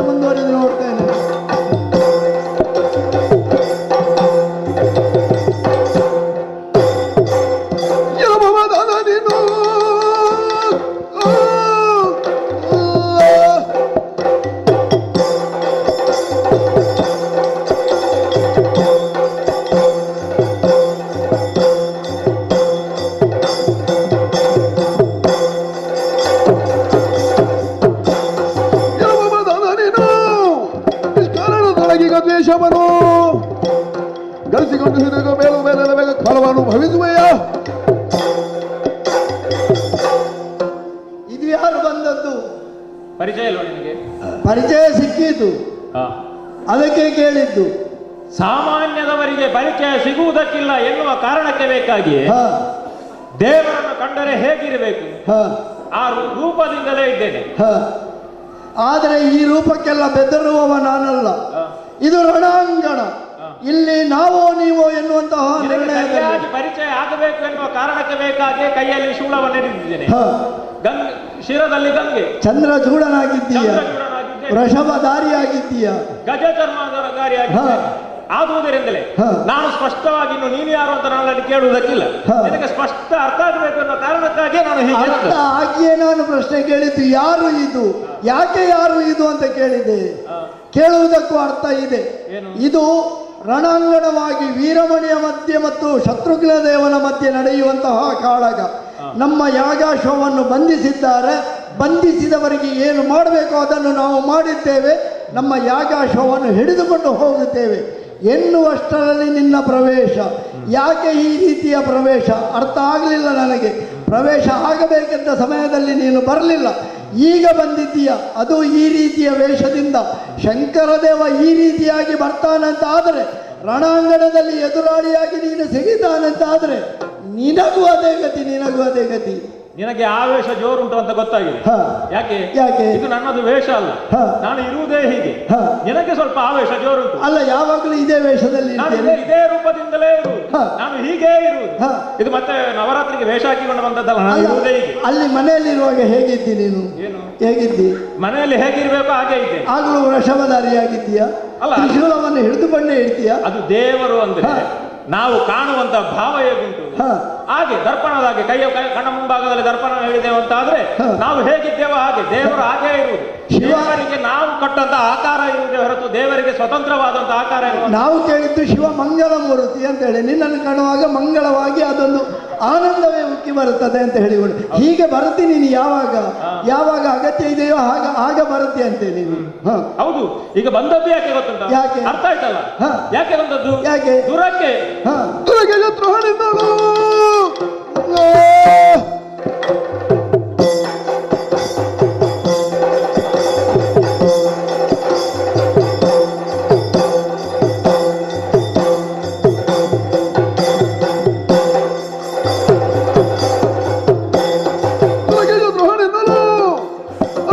ಪರಿಗಾಗಿ ಬೇಗದಳು ತಲೆಯೊಳಗೆ ಕೆಳಗಿದ ದೂರನಾಗಿ ನಾನು ಪರೀಕ್ಷಿಸಲಬಹುದು ದೂರ್ತಾನೆ. ಪ್ರಪಂಚದಲ್ಲಿ ಕೆಲವರಿಗೆಲ್ಲ ಉಂಟು ನಾನು ನಾನು ನಾನು. ಹ. ಈ ನಾನು ಎನ್ನುವಂಥದ್ದು ಹೋಗದೇ ಇದ್ರೆ ಹ. ನೀನು ಎನ್ನುವಂಥದ್ದು ಅರ್ಥ ಆಗುವುದಿಲ್ಲ. ಹ. ನೀನು ಎನ್ನುವಂಥದ್ದು ಅರ್ಥ ಆಗಬೇಕು, ನಾನು ಎನ್ನುವಂಥದ್ದು ಹೋಗಬೇಕು. ಹ. ನಾನು ನಾನು ಅಂತ ಇದ್ದ ಹ. ಒಬ್ಬ ನಿಮ್ಮೊಟ್ಟಿಗೆ ಬಂದವ ಶತ್ರುಹರ. ಹ. ಶತ್ರುಗಳ ಬಾಳಿಗೆ ವಿಘ್ನಕಾರಕ ಅಂತ ಹ. ಶತ್ರುಘ್ನ. ಅವನಿಗೆ ನಾನು ಎನ್ನುವಂಥದ್ದು ಹೋಗದೇ ಇದ್ರೆ ನೀನು ಎನ್ನುವಂಥದ್ದು ಅರ್ಥ ಆಗುವುದಿಲ್ಲ ಎನ್ನುವ ಕಾರಣಕ್ಕೆ ಬೇಕಾಗಿ ಅವನನ್ನು ದೂರದಲ್ಲಿ ಮಡಗಿದ್ದೇನೆ. ಹ. ಹ. ಅವನಿಂದಲೂ ಮಾಡಿದ್ದಾನೆ ನನ್ನ ಅಳಿಯನಾದಂತಹ ವೀರಮಣಿ. ಹ. ಅವನಲ್ಲಿ ಇದ್ದದ್ದು ಹಾಗೆ. ಮೊದಲು ಸತ್ತವ ವೀರಮಣಿ. ಅವನಲ್ಲಿ ಇದ್ದದ್ದು ಹಾಗೆ. ಹ. ನಾನು ಎನ್ನುವಂಥದ್ದು ಹ. ಈ ಪ್ರಪಂಚದಲ್ಲಿ ನಾನು ಎನ್ನುವಂಥದ್ದು ಯಾರಲ್ಲಿ ಇಲ್ಲವೋ ಹ. ಅವರು ನಿಜಾರ್ಥದಿಂದಲೂ ಗೆಲುವನ್ನು ಸಾಧಿಸುವುದಕ್ಕಾಗುತ್ತದೆ. ಹ. ನಾನು ಎನ್ನುವಂಥದ್ದನ್ನು ದಮನಿಸಿ ನಾನು ಹುಟ್ಟದ್ದು. ಹ. ಯಾವುದು? ಗಜ ಮತ್ತು ಚರ್ಮ. ಹ. ಗಜಾಸುರನನ್ನು ಸಂಹರಿಸಿ ನಾನು ಹುಟ್ಟದ್ದು. ಪ್ರಪಂಚದಲ್ಲಿ ನಾನು ಎನ್ನುವಂಥದ್ದು ಇರಬಾರದು. ನಾನು ಎನ್ನುವಂಥದ್ದು ಯಾರಲ್ಲಿ ತಲೆ ಎತ್ತುತ್ತದೋ ಅಂತವರನ್ನು ದಮನಿಸುವುದಕ್ಕಾಗಿ ಈಶ್ವರ ಅರ್ಥವೇ ಹಾಗೆ, ನಶ್ವರ ಎನ್ನುವುದು. ಹೌದಲ್ಲ? ಹ. ನಿನಗೆ ಮಂಗ, ಹ. ನಿನಗೆ ಹಿಡಿಯುವುದಕ್ಕೆ ಮಾತ್ರ ಗೊತ್ತು, ಬಿಡುವುದಕ್ಕೆ ಗೊತ್ತಿಲ್ಲ. ನಾನು ಮಂಗವೇ, ಅದರಲ್ಲಿ ನಾನು ಇರುವುದು ಹೀಗೆ ಮಂಗವೇ. ಹೌದು, ನಿನಗೆ ಹಿಡ್ಕೊಳ್ಳುವುದಕ್ಕೆ ಮಾತ್ರ ಗೊತ್ತು. ಹ. ನಿನಗೆ ಕೊಟ್ಟದ್ದು ಮಾತ್ರ ನೆನಪು. ಹ. ಕೊಟ್ಟದ್ದನ್ನು ಪುನರಪಿ ತಿರುಗಿ ಕೊಡಬೇಕು ಅಂತ ಗೊತ್ತಿಲ್ಲ. ಹ. ನಿನಗೆ ಎಷ್ಟು ಕೊಟ್ಟಿದ್ದೇನೆ ನಾನು ಹ. ಹ. ಹಿಂದೆ? ಹ. ಕೊಡ್ಲಿಲ್ವ? ಹ, ಕೊಟ್ಟಿದ್ದೀನಿ. ಬೇಕಾದಷ್ಟನ್ನು ಕೊಟ್ಟಿದ್ದೇನೆ. ಒಂದು ನೆನಪುಂಟ ನಿನಗೆ? ಹ. ಒಂದೂ ನೆನಪಿಲ್ಲ ನಿನಗೆ. ಹ. ನಿನಗೆ ಕೊಟ್ಟದ್ದು ನೆನಪಿಲ್ಲ. ಈಗ ನನ್ನ ಮುಂದೆ ಮಾರ್ಮಲೆ ಎತ್ತುವುದಕ್ಕಾಗಿ ನಿಂತಿದ್ದಿ. ಹ. ದೇವರೇ ಈಗ ನಾನು ಇಲ್ಲಿ ಇದ್ದೇನೆ ಅಂತ ಗೊತ್ತಿಲ್ವೋ? ಹಾ. ನೀನು ಹೋಗುವಾಗ ಹೇಗೆ ಹೋಗಿದ್ದೆ ಅಲ್ಲಿಗೆ? ಹೇಗೆ ಹೋದ? ವೀರಮಣಿ ಬಳಿಗೆ ಹಾ. ರಘುಪತಿಯ ಭಜನೆಯವರು, ಹಾ. ಹೌದಲ್ಲ? ಹೌದು. ಹಾಗೆ ಹೋಗುದು. ಒಂದು ಶಿವದೇವರ ಭಜನೆ ಮಾಡಿಕೊಂಡು ನನ್ನಲ್ಲಿಗೆ ಬರುವುದು. ಹಾ, ಹಾ. ನಿನಗೆ ನೀನು ಬರುತ್ತಾ ಇದ್ರೆ ಹಾ. ಎಂತದ್ದು ಬೇಕು ನಿನಗೆ, ಹಾ. ಅದು ಅಷ್ಟನ್ನು ಕೊಡುತ್ತಾ ಇದ್ದೆ. ಹಾ. ಈ ವಿಪ್ಲವಕ್ಕೆ ಕಾರಣೀಕರ್ತನಾದವನು ನೀನು. ಹಾ. ನಿನ್ನಲ್ಲಿ ಇರುವುದು ನಾನು. ಹಾ. ನೀನು ರಾಮ, ನೀನು ಮರದಿಂದ ಮರಕ್ಕೆ ಹಾರತಾ ಇದ್ದವ. ಈಗ ರಾಮ ಎನ್ನುವಂತ ಒಂದು ಮರವನ್ನು ಇಟ್ಕೊಂಡಿದ್ದೀನಿ. ಇನ್ನು ಅದನ್ನು ಬಿಡುವುದಕ್ಕೆ ಗೊತ್ತಿಲ್ಲ ನಿನಗೆ. ಅದು ಗಟ್ಟಿಯಾಗಿ ಹಿಡ್ಕೊಂಡಿದ್ದೇನೆ ನಾನು. ಬಿಡುವುದಿಲ್ಲ. ಬಿಡುವುದಕ್ಕೆ ಗೊತ್ತಿಲ್ಲ ಅಲ್ಲ, ನಾನು ಬಿಡುವುದೇ ಇಲ್ಲ ನಾನು. ಬಿಡಬೇಡ, ಹಾ. ಅದನ್ನು ಗಟ್ಟಿಯಾಗಿ ಹಿಡ್ಕೊ. ಹಾ. ಆದ್ರೆ ಉಳಿದದ್ದು ಏನುಂಟು, ಹಾ. ನಾನು ಎನ್ನುವುದನ್ನು ಬಿಡು, ರಾಮ ಎನ್ನುವುದನ್ನು ಹಿಡ್ಕೊ. ಹಾ. ಆದ್ರೆ ಅದಕ್ಕಿಂತ ಪೂರ್ವದಲ್ಲಿ ಏನಾಗಿದೆ ಎನ್ನುವುದನ್ನು ಸರಿಯಾಗಿ ಯೋಚಿಸು. ಹಾ. ಈ ವಿಪ್ಲವಕ್ಕೆ ಇಷ್ಟೆಲ್ಲ ಆಗುವುದಕ್ಕೆ ಕಾರಣ ನೀನಾದವನು. ಹಾ. ಆಗುವುದರಿಂದ ಸ್ಪಷ್ಟ ಹೇಳ್ತೇನೆ. ಹಾ. ನೀನೆಂತದ್ದು ಹೇಳಿದ್ದು ಬರುವಾಗ ಹುಟ್ಟಿ ಬ್ರಹ್ಮಾಂಡವನ್ನೇ ಚೂರ್ಣಿಟ್ಟು ಮಾಡ್ತೇನೆ ನಾನು ಹಾಗೆ. ಅದು ನಿನಗೆ ಬೇರೆ ವಿಷಯವೇ ಸಿಗುವುದಿಲ್ಲ. ಹಾ. ಈಗ ಬ್ರಹ್ಮಾಂಡವನ್ನೇ ಕುಟ್ಟಿ ಚೂರ್ಣ ಮಾಡಿದರೆ ನೀನು ಇರುವುದೆಲ್ಲಿ? ಅದು ಮತ್ತೆ ನಾವು ಆಲೋಚನೆ ಎಲ್ಲಿ ಎಲ್ಲಿ ಅದು ಇರ್ತೇನೆ ನಾನು. ಅಂದ್ರೆ ಆ ವೇಷ ಇರುವುದು ನಿನಗೆ, ಉಳಿದವರದ್ದು ವೇಷ. ಅಷ್ಟು ಮಾಡಲಿಕ್ಕೆ ಸಾಮರ್ಥ್ಯವುಳ್ಳವ ನಾನು ಎನ್ನುವುದಕ್ಕೆ ಆ ಮಾತು. ಹಾ. ಹ. ಹಾಗಾಗಿ ಸ್ಪಷ್ಟ ಹೇಳುತ್ತೇನೆ, ನೀನು ಇಷ್ಟೂ ಮಾಡಿದ್ದು ಅಪರಾಧ. ಅಪರಾಧ ನಿನ್ನಿಂದ ಆದುದರಿಂದ ದೇವರೇ ಇನ್ನು ತಪ್ಪಾಯ್ತು, ಮುಂದೆ ಎಂತದ್ದು ಅಂತ ನೀನು ಒಪ್ಪಿಕೊಂಡ್ರೆ ಆದೀತು. ಹ. ಇಲ್ಲ ಅಂತ ಆದ್ರೆ ಶತ್ರುಘ್ನಿಗಾದ ಹಾಗೆ ನಿನಗೂ ಆದೀತು. ಈಗ ದೇವರೇ ಅಂತ ನಿನ್ನನ್ನು ಒಪ್ಪಿಕೊಳ್ತೇನೆ, ಆದ್ರೆ ಬಿಡು ಅಂತ ಒಪ್ಪಿಕೊಳ್ಳುವುದಿಲ್ಲ. ಏನಂದ್ರೆ ನಿನ್ನಲ್ಲಿ ಬೇಡುವ ಪ್ರಶ್ನೆ ಇಲ್ಲ. ಹಾ, ಬೇಡುವುದಿಲ್ಲ. ನಮ್ಮ ಕಾರ್ಯ ಏನಾಗಬೇಕು ಹಾ. ಅದನ್ನು ನಾನು ಮಾಡ್ತೇನೆ. ಏನ್ ಮಾಡ್ತಿ? ಏನಾದ್ರೂ ಮಾಡ್ತೇನೆ. ಏನಾದ್ರೂ ಮಾಡ್ತೇನೆ ಅಂದ್ರೆ ಯಜ್ಞದ ಅಶ್ವವನ್ನು ಬಿಡಿಸಿಕೊಂಡು ಹೋಗಬೇಕು, ಮತ್ತೆ ಮುಂದಿನ ಆಲೋಚನೆ ಅದನ್ನು ಮಾಡ್ತೇನೆ ನಾನು. ಅಲ್ಲ, ಅದು ಹಾಗೆ ಆಗಬೇಕು ಅಂತ ಆದ್ರೆ ಈಗ ಶತ್ರುಘ್ನಿಗೂ ನನಗೂ ಆದಂತಹ ವಿಕ್ರಮ, ಹ. ಅಥವಾ ಶತ್ರುಘ್ನಿಗೂ ವೀರಮಣಿಗೂ ಆದಂತಹ ವಿಕ್ರಮ, ಹ. ಅದು ಹಾಗೇ ಆಗಬೇಕೆ ಹೊರತು ಅದಕ್ಕಿಂತ ಬೇರೆ ಏನು ವ್ಯತಿರಿಕ್ತವಾಗಿ ಮಾಡುವುದಕ್ಕಾಗುದಿಲ್ಲ. ಅದಕ್ಕಾಗಿಯೇ ನಿನ್ನನ್ನು ನೋಡಿಕೊಳ್ತೇನೆ ಹೇಳಿದ್ದು. ಎಂತದ್ದು ನೋಡಿಕೊಳ್ತೇನೆ ಹೇಳಿದ್ದು. ಈಗ ಅಷ್ಟು ಮಾಡಿ ನೀನು ಬಂದಿದ್ದೀಯಲ್ವಾ, ಹಾ. ನಿನಗೆ ಹಾಗೆ ಹೇಳಿದ್ದಿ ನೀನು ದೇವರೇ ಅಂತ ಹೇಳಿಕೊಂಡು ನಿನ್ನ ಬಳಿಗೆ ಮೊದಲಿಗೆ ಬರಬಹುದಿತ್ತು ಅಂತ ಹೇಳಿಕೊಂಡು. ಇಲ್ಲಿ ಜ್ಯೋತಿರ್ಮೇಧಪುರದಲ್ಲಿ ಎಲ್ಲಿಯೂ ಅಶ್ವಮೇಧ ಯಾಗದಲ್ಲಿ ಸಂಧಾನ ನಡೆದ ಪ್ರಕ್ರಿಯೆಗಳಿಲ್ಲ. ಇಲ್ಲಿ ಸಂಧಾನ ನಡೆಸಿದ್ದೇ ನೀನು ಇರುವ ಊರು ಎನ್ನುವ ಕಾರಣಕ್ಕಾಗಿ. ಅದನ್ನು ವೀರಮಣಿ ತಿಳಿದುಕೊಳ್ಬೇಕಿತ್ತು. ಅಶ್ವಮೇಧ ಯಾಗದಲ್ಲಿ ಇಲ್ಲದ ನಿಯಮವನ್ನೇ ಮೀರಿ ಇಲ್ಲಿ ಬಂದಿದ್ದಾರಂತಾದರೆ ಯಾಕೆ ಇವರು ಬಂದವರು?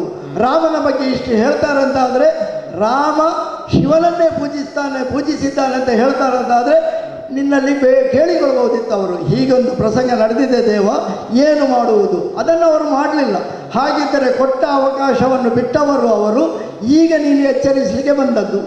ನಿನಗೆ ರಾಮ ಅಶ್ವಮೇಧಕ್ಕೆ ಹೊರಡುವಾಗ ರಾಮ ನಿನ್ನಲ್ಲಿ ಏನು ಹೇಳಿದ? ಏನು ಹೇಳಿದ್ದು? ಅಲ್ಲ, ಏನು ಹೇಳಿದ? ಎಲ್ಲ ಸೇನೆಯನ್ನು ನೋಡಿಕೊಳ್ಬೇಕು, ಶತ್ರುಘ್ನ ದೇವನನ್ನು ನೋಡಿಕೊಳ್ಬೇಕು. ಹೌದಾ? ಹಾಗೆ ಹೇಳಿದ್ದು ಹೌದು. ನೀನು ಶತ್ರುಘ್ನ ದೇವ ನಿನ್ನನ್ನು ಸಂಧಾನಕ್ಕೆ ಕಳುಹಿಸುವಾಗ ವೀರಮಣಿಯಲ್ಲಿ ಅಲ್ಲ ಸಂಧಾನ, ಇಲ್ಲಿ ಮಹೇಶ್ವರ ಇದ್ದಾನೆ. ಅವ ಹೇಳಿದ್ದು ಹಾಗೆ ಅಲ್ವ? ಏನಾದ್ರು ಕೇಳುತ್ತಲ್ಲ ಶತ್ರುಘ್ನ ಅಲ್ಲಿಂದಲ್ವ ತೊಡಗಿದ್ದವ? ಶತ್ರುಘ್ನ ದೇವ ನಮ್ಮ ಸೇನಾನಿ, ಇಲ್ಲಿ ಸಾಕ್ಷಾತ್ ಈಗ ಅವ ಹೇಳಿದ ಅವಾಗ ಹೇಳುದು. ಈಗ ನಿನಗೆ ಅಲ್ವ ಒಪ್ಪಿಸಿದ್ದು ರಾಮ, ನಿನಗೆ ಅಲ್ವ ರಾಮ ಒಪ್ಪಿಸಿದ್ದು ಇಡೀ ಸೇನೆಯ ಹೊಣೆಗಾರಿಕೆ ನನಗೆ. ನೀನು ಶತ್ರುಘ್ನಲ್ಲಿ ಹೇಳುದು. ಅವನ ಮಾತಲ್ಲಿಗೆ ಹೋಗುದು ಬೇಡ, ವೀರಮಣಿಯ ಬಳಿಗೆ ಹೋಗುದು ಬೇಡ, ನೇರ ಪರಮೇಶ್ವರ ದೇವರ ಬಳಿಗೆ ಹೋಗುವ.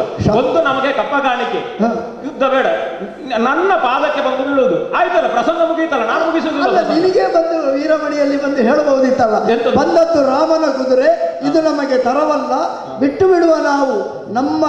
ನನ್ನ ಇರುವಿಕೆಗೋಸ್ಕರವೇ ಇಲ್ಲಿ ಸಂಧಾನ ನಡೆಯುತ್ತಾ ಇದೆ, ಪರೋಕ್ಷವಾಗಿ ಸಂಧಾನಕ್ಕೆ ಕಾರಣ ನಾನೇ ಅಂತ ನೀನು ಆಗಲೇ ಹೇಳ್ತಿದ್ರೆ ಇಷ್ಟು ಪ್ರಸಂಗ ಬೆಳೀಲಿಕ್ಕಿಲ್ಲ. ನಮಗೆ ಸೇನಾನಿ ನಾಯಕ ಶತ್ರುಘ್ನ, ಅವ ಹೇಳಿದ ಮಾತನ್ನು ಬದಲಿಸಲಿಕ್ಕೆ ನಾನು ಸಮರ್ಥ ಅಲ್ಲ.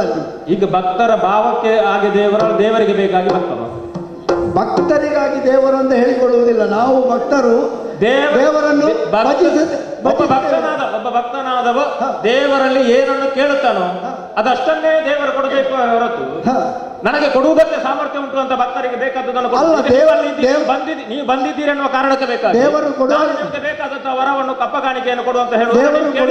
ದೇವರು ಕೊಡುವಾಗಲೂ ಆಲೋಚನೆ ಮಾಡ್ತಾನೆ. ಕೊಡುವಾಗ ಹೇಗೆ ಆಲೋಚನೆ ಮಾಡ್ತಾನೆ? 10 ಮಂದಿ ಭಕ್ತರು 10 ರೀತಿಯಲ್ಲಿ ಕೇಳ್ತಾರೆ.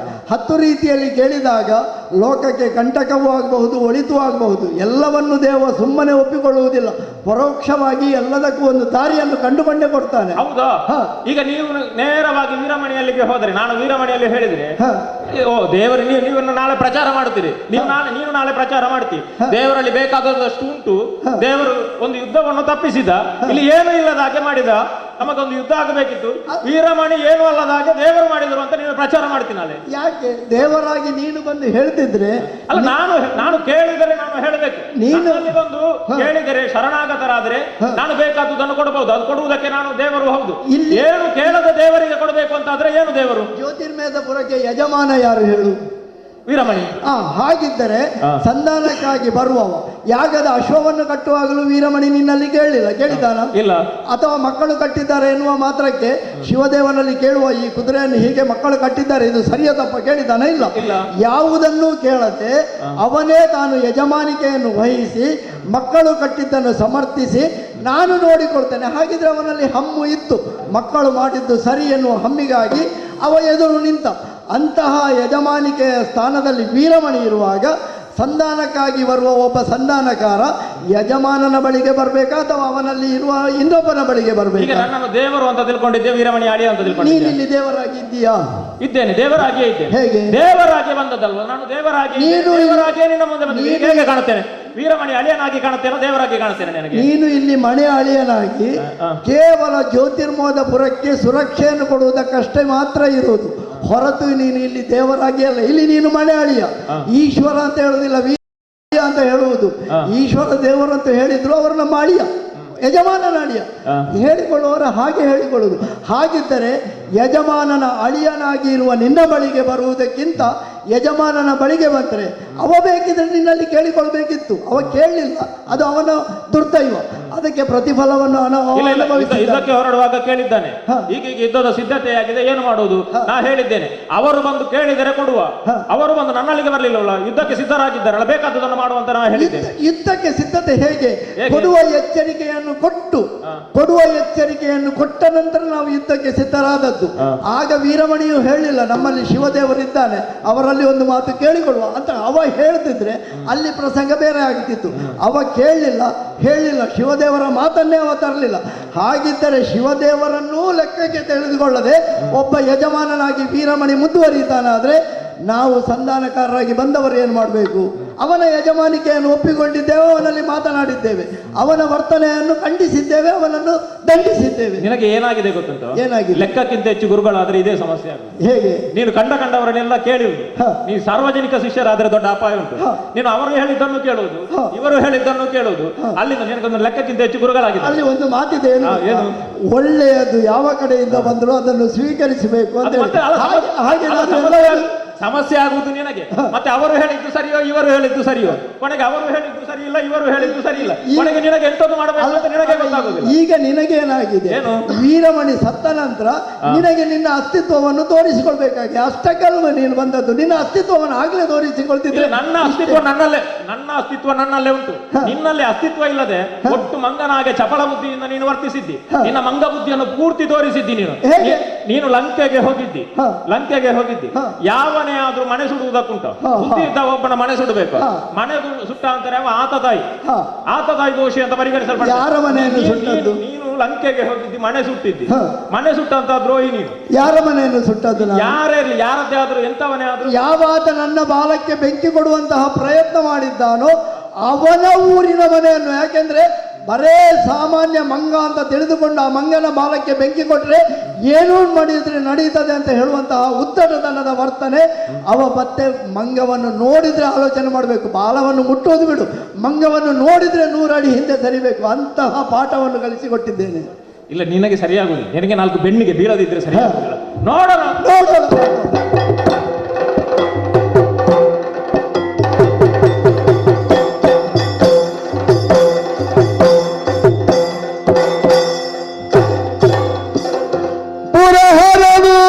ಮನದೊಳಗೆಯೋ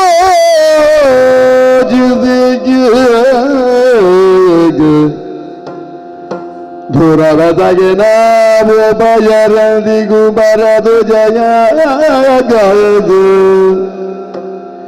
ಧುರವದಗೆ ನಮದು ಬಯರಿಗೂ ಬರದು ಜಯವೆಂದಿಗೂ ಗಾಯದು. ಸಾವಿರ ವರುಷ ಹೆಣಗಿದರೆ ಅಂತೂ ಜಯ ಬರ್ಲಿಕ್ಕೆ ಹರಿದು ಕ್ಷಮೆಯನು ಬಳಿಕ ಮಾರುತಿಯ ಕರೆದ ಬಳಿಗೆ ಮಾರುದಿಯ ಕರೆದ ಬಾ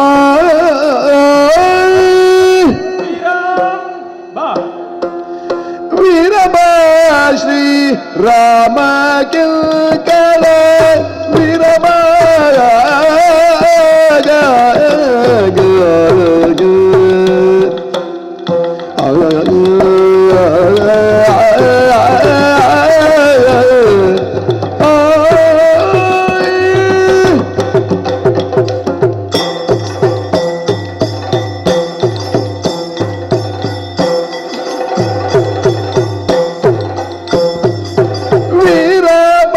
ಶ್ರೀರಾಮ ಕಿಂಕರ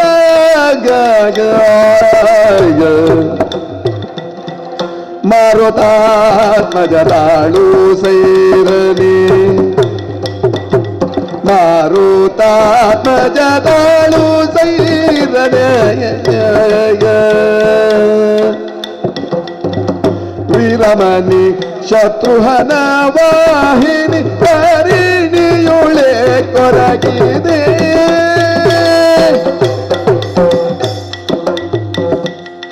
ವೀರಪ್ಪ ಶ್ರೀ ರಾಮ ಕಿಂಕರ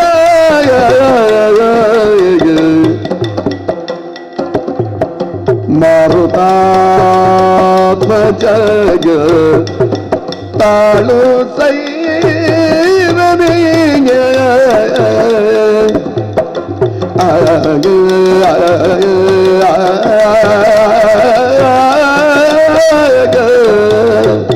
ವೀರಬಾಯ್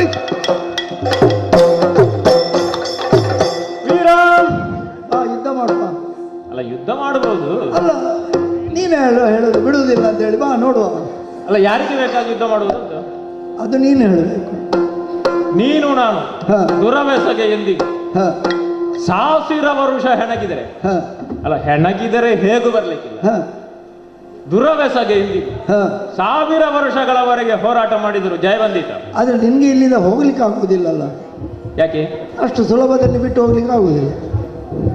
ನನಗೆ ಹೋಗುವುದಕ್ಕಾಗುದಿಲ್ಲ. ಇಲ್ಲಿ ಇರುವವರು ಯಾರು ನಿನ್ನವರಲ್ಲ, ಕೇವಲ ಅಳಿಯ ಎನ್ನುವ ಕಾರಣಕ್ಕಾಗಿ ನೀನು. ಆದರೆ ನನಗೆ ನನ್ನವರು ಎನ್ನುವ ಕಾರಣ ಮಮಕಾರ ಇದೆ. ಹಾಗಾಗಿ ನನಗೆ ಅನಿವಾರ್ಯ ಇದೆ. ನಿನಗೆ ಬಿಟ್ಟು ಹೋಗಬಹುದಾ? ನನಗೂ ಹೋಗ್ಲಿಕ್ಕೆ ಆಗುವುದಿಲ್ಲ. ಹಾಗಾದರೆ ನಾವು ಈಗ 1000 ವರ್ಷಗಳವರೆಗೆ ಯುದ್ಧ ಮಾಡುವುದು. ಯುದ್ಧ ಮಾಡುತ್ತಾ ಇರುವ ವನವಾಸಕ್ಕೆ ಅವಧಿ ಎಷ್ಟು ಸಮಯ? ಎಷ್ಟು ಅವಧಿ ಅಶ್ವಮೇಧಕ್ಕೆ?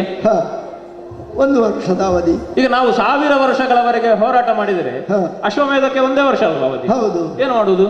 ಏನಾದ್ರೂ ಒಂದು ಮಾಡಲೇಬೇಕು. ಅಲ್ಲ ಏನಾದ್ರೂ ಮಾಡುವುದು ಅಂದ್ರೆ ಎಂತ ಮಾಡುದು? ಈಗ ನೀನು ಹೋಗದಿದ್ರೆ ನಾನು ಹೋಗುವಾಗಿಲ್ಲ ಇಲ್ಲಿಂದ. ಅದು ಆದುದರಿಂದಲೇ ಕೇಳಿದ್ದು ನಾನು. ವೀರಬಾ ಶ್ರೀರಾಮ ಕಿಂಕರ ನೀನು ಹೌದು.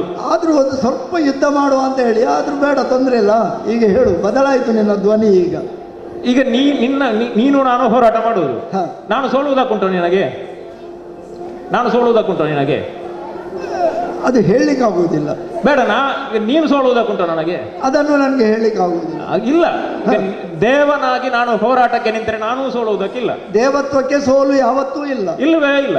ಹೀಗೆ ಹೋರಾಟ ಮಾಡಿದ್ರೆ ಅಶ್ವಮೇಧಕ್ಕೆ ಇರುವುದು 1 ವರ್ಷದ ಅವಧಿ.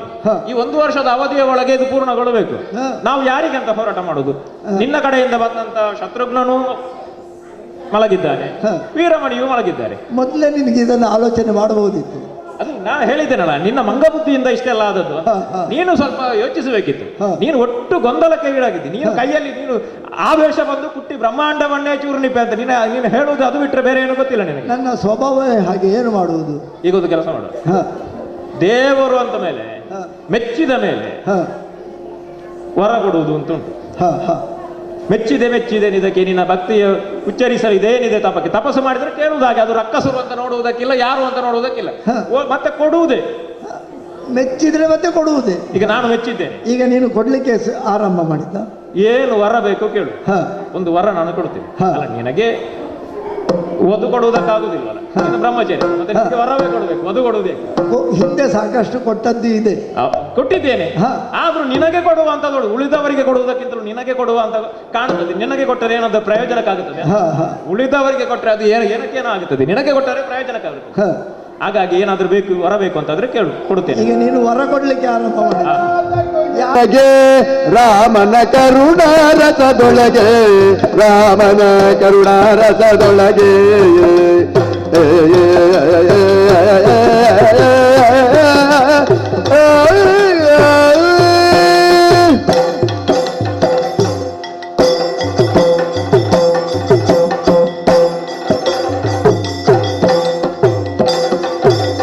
ವರವ್ಯಾದ ಕೊಯಲಗೆ ರಾಮನ ಕರುಣಾರಸದೊಳಗೆ, ರಾಮನ ಕರುಣಾರಸದೊಳಗೆ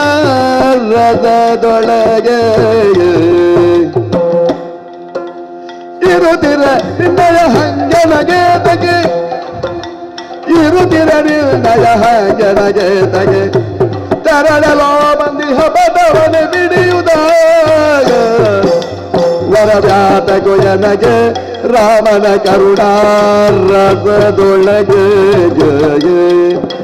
ವರವ್ಯಾತಗೆ.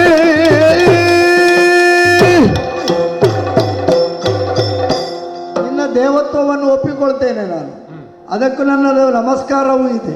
ಆದರೆ ರಣಾಂಗಣದಲ್ಲಿ ಎದುರಾಳಿ ಆದಾಗ ಅವ ಎದುರಾಳಿ, ಅದು ದೇವರೋ ಇನ್ನೊಂದು ನೋಡ್ಲಿಕ್ಕೆ ಆಗುವುದಿಲ್ಲ.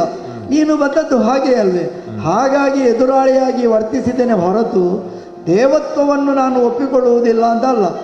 ಆದರೆ ನಿನ್ನಲ್ಲಿ ದೇವತ್ವ ಇದೆ, ವರ ಕೊಡ್ತೇನೆ ಅಂತ ಹೇಳಿದರೆ ನೀನು ಹೇಳಿದಿ ನಾನು ಬ್ರಹ್ಮಚಾರಿ, ಎಲ್ಲವನ್ನು ಬಿಟ್ಟವ, ರಾಮನನ್ನು ಒಪ್ಪಿಕೊಂಡವ, ನಂಬಿಕೊಂಡವ. ಆ ರಾಮನ ಕರುಣಾ ಸಾಗರವೇ ನನ್ನ ಮೇಲಿರುವಾಗ, ಆ ರಾಮನೇ ನನ್ನನ್ನು ರಾಮದಾಸ ಅಂತ ಒಪ್ಪಿಕೊಂಡಾಗ, ರಾಮನಿಗಿಂತ ಮಿಗಿಲಾಗಿ ನನಗೆ ಏನಿದೆ ಹೇಳು ಈ ಬದುಕಿನಲ್ಲಿ? ಅವನ ಸೇವೆಯನ್ನು ಮಾಡಿದ್ದೇನೆ, ಧನ್ಯತೆಯನ್ನು ಕಂಡುಕೊಂಡಿದ್ದೇನೆ. ಹಾಗಾಗಿ ನನಗೆ ಆಗಬೇಕಾದದ್ದು ಏನೂ ಇಲ್ಲ. ಹಾಗಾಗಿ ವರ ನನಗೆ ಯಾಕೆ ಹೇಳು? ಮರುತಜ, ಕತಿ ಬೇಡ, ಕೋಪ ಮಾಡಬೇಡ. ನಾನು 4 ಮಾತಾಡಿದ್ದೇನೆ, ಅದು ಬೇರೆ ವಿಷಯ. ಕೋಪ ಮಾಡಬೇಡ. ನಿನಗೆ ಏನು ಬೇಕು ನಾನು ಕೊಡುತ್ತೇನೆ, ಕೋಪ ಬೇಡ. ನೀನು ಕೊಡುತ್ತೀಯ ಅಂತ ಆದಮೇಲೆ ನಾನು ಆಲೋಚನೆ ಮಾಡಿದ್ದು, ಹೇಗೂ ಪ್ರಸಂಗವನ್ನು ನಾವು ಮುಗಿಸಬೇಕು, ಇಲ್ಲಿಂದ ಯಜ್ಞಾಶ್ವವನ್ನು ಹಿಡಿದುಕೊಂಡು ನಾವು ಮುಂದುವರಿಬೇಕು. ಅದು ಕೊಡಬೇಕು ಅಂತಾದ್ರೆ ಇಬ್ಬರು ಬೇಕಲ್ಲ. ಈಗ ನಿನಗೆ ನೇರವಾಗಿ ನನಗೆ ಹಿಡ್ಕೊಂಡು ಹೋಗೋದಕ್ಕಾಗ್ತದೆ? ಹೌದು, ಹಾಗೆ ಬೇಕು. ಅದಕ್ಕಾಗಿ ನಾನು ಆಲೋಚನೆ ಮಾಡಿದ್ದು. ಹೇಗೂ ನಿನಗೆ ಸ್ಮಶಾನಕ್ಕಾದು ಅಭ್ಯಾಸ ಇದೆ. ನಾನು ಇರುವುದೇ ಅಲ್ಲೇ ಅಲ್ವಾ? ಅಲ್ಲಿ ಅಲ್ವಾ? ನಿನ್ನಲ್ಲಿ ಮೈಯಲ್ಲಿ ಇರುವುದೆಲ್ಲ ಭಸ್ಮವೇ. ಯಾವ ಹೆಣದ ಭಸ್ಮವಾದರೂ ನಿನಗೆ ಆಗುತ್ತದೆ ನೋಡು, ಅದು ಪವಿತ್ರ ಆಗ್ತದೆ ನಿನ್ನ ಮೈ ಮೇಲೆ ಬಂದ ನಂತರ. ಹಾಗಾಗಿ ಹೆಣಕಾದವನಿಗೆ, ಸ್ಮಶಾನಕ್ಕಾದವನಿಗೆ ಇಲ್ಲಿ ಒಂದಷ್ಟು ಹೊತ್ತು ಹೆಣ ಕಾಯಲಿಕ್ಕೆ ಏನು ತೊಂದರೆ ಆಗಲಿಕ್ಕಿಲ್ಲ ನೋಡು. ಇಲ್ಲಿ ನಾನು ಹೋಗಿ ಬರುವವರೆಗೆ ನಮ್ಮವರನ್ನು, ಬೇಕಿದ್ರೆ ನಿಮ್ಮವರನ್ನು ಕಾಯ್ದುಕೊಂಡಿರು. ನಾನು ದ್ರೋಣಾಚಲಕ್ಕೆ ಹೋಗಿ ಸಂಜೀವಿನಿಯನ್ನು ಹಿಡಿದುಕೊಂಡು ಬಂದು ನಮ್ಮವರನ್ನು ಎಬ್ಬಿಸಿ ನಾನು ಹೋಗ್ತೇನೆ. ಅಲ್ಲಿವರೆಗೆ ನೀನು ಇಲ್ಲಿ ಕಾದುಕೊಂಡಿದ್ರೆ ಸಾಕು. ಇದು ನೀನು ಕೋಪದಿಂದ ನಾನು ಜೀವನ ಪೂರ್ತಿ ಹೆಣ ಕಾಯಬೇಕು ಅಂತ ನೀನು ತಡ ಮಾಡಿ ಬಂದ್ರೆ? ಇಲ್ಲ ಇಲ್ಲ, ನನಗೂ ಅವಸರ ಇದೆ. ಇಲ್ಲಿಂದ ಬೇಗನೆ ಹೋಗಬೇಕಾಗಿದೆ ನಾವು. ಆ ಹೋಗುವುದಕ್ಕಾಗಿ ಇದು ಒಪ್ಪಿದೆಯಲ್ವೇ ನೀನು? ಹಾಗಾದ್ರೆ ಆಗ ಹೋಗಿ ಈಗ ಬಾ. ಹಾ ನೋಡು, ಲಂಘಿಸಿ ಹೋಗಿ ಬಂದಿದ್ದೇನೆ.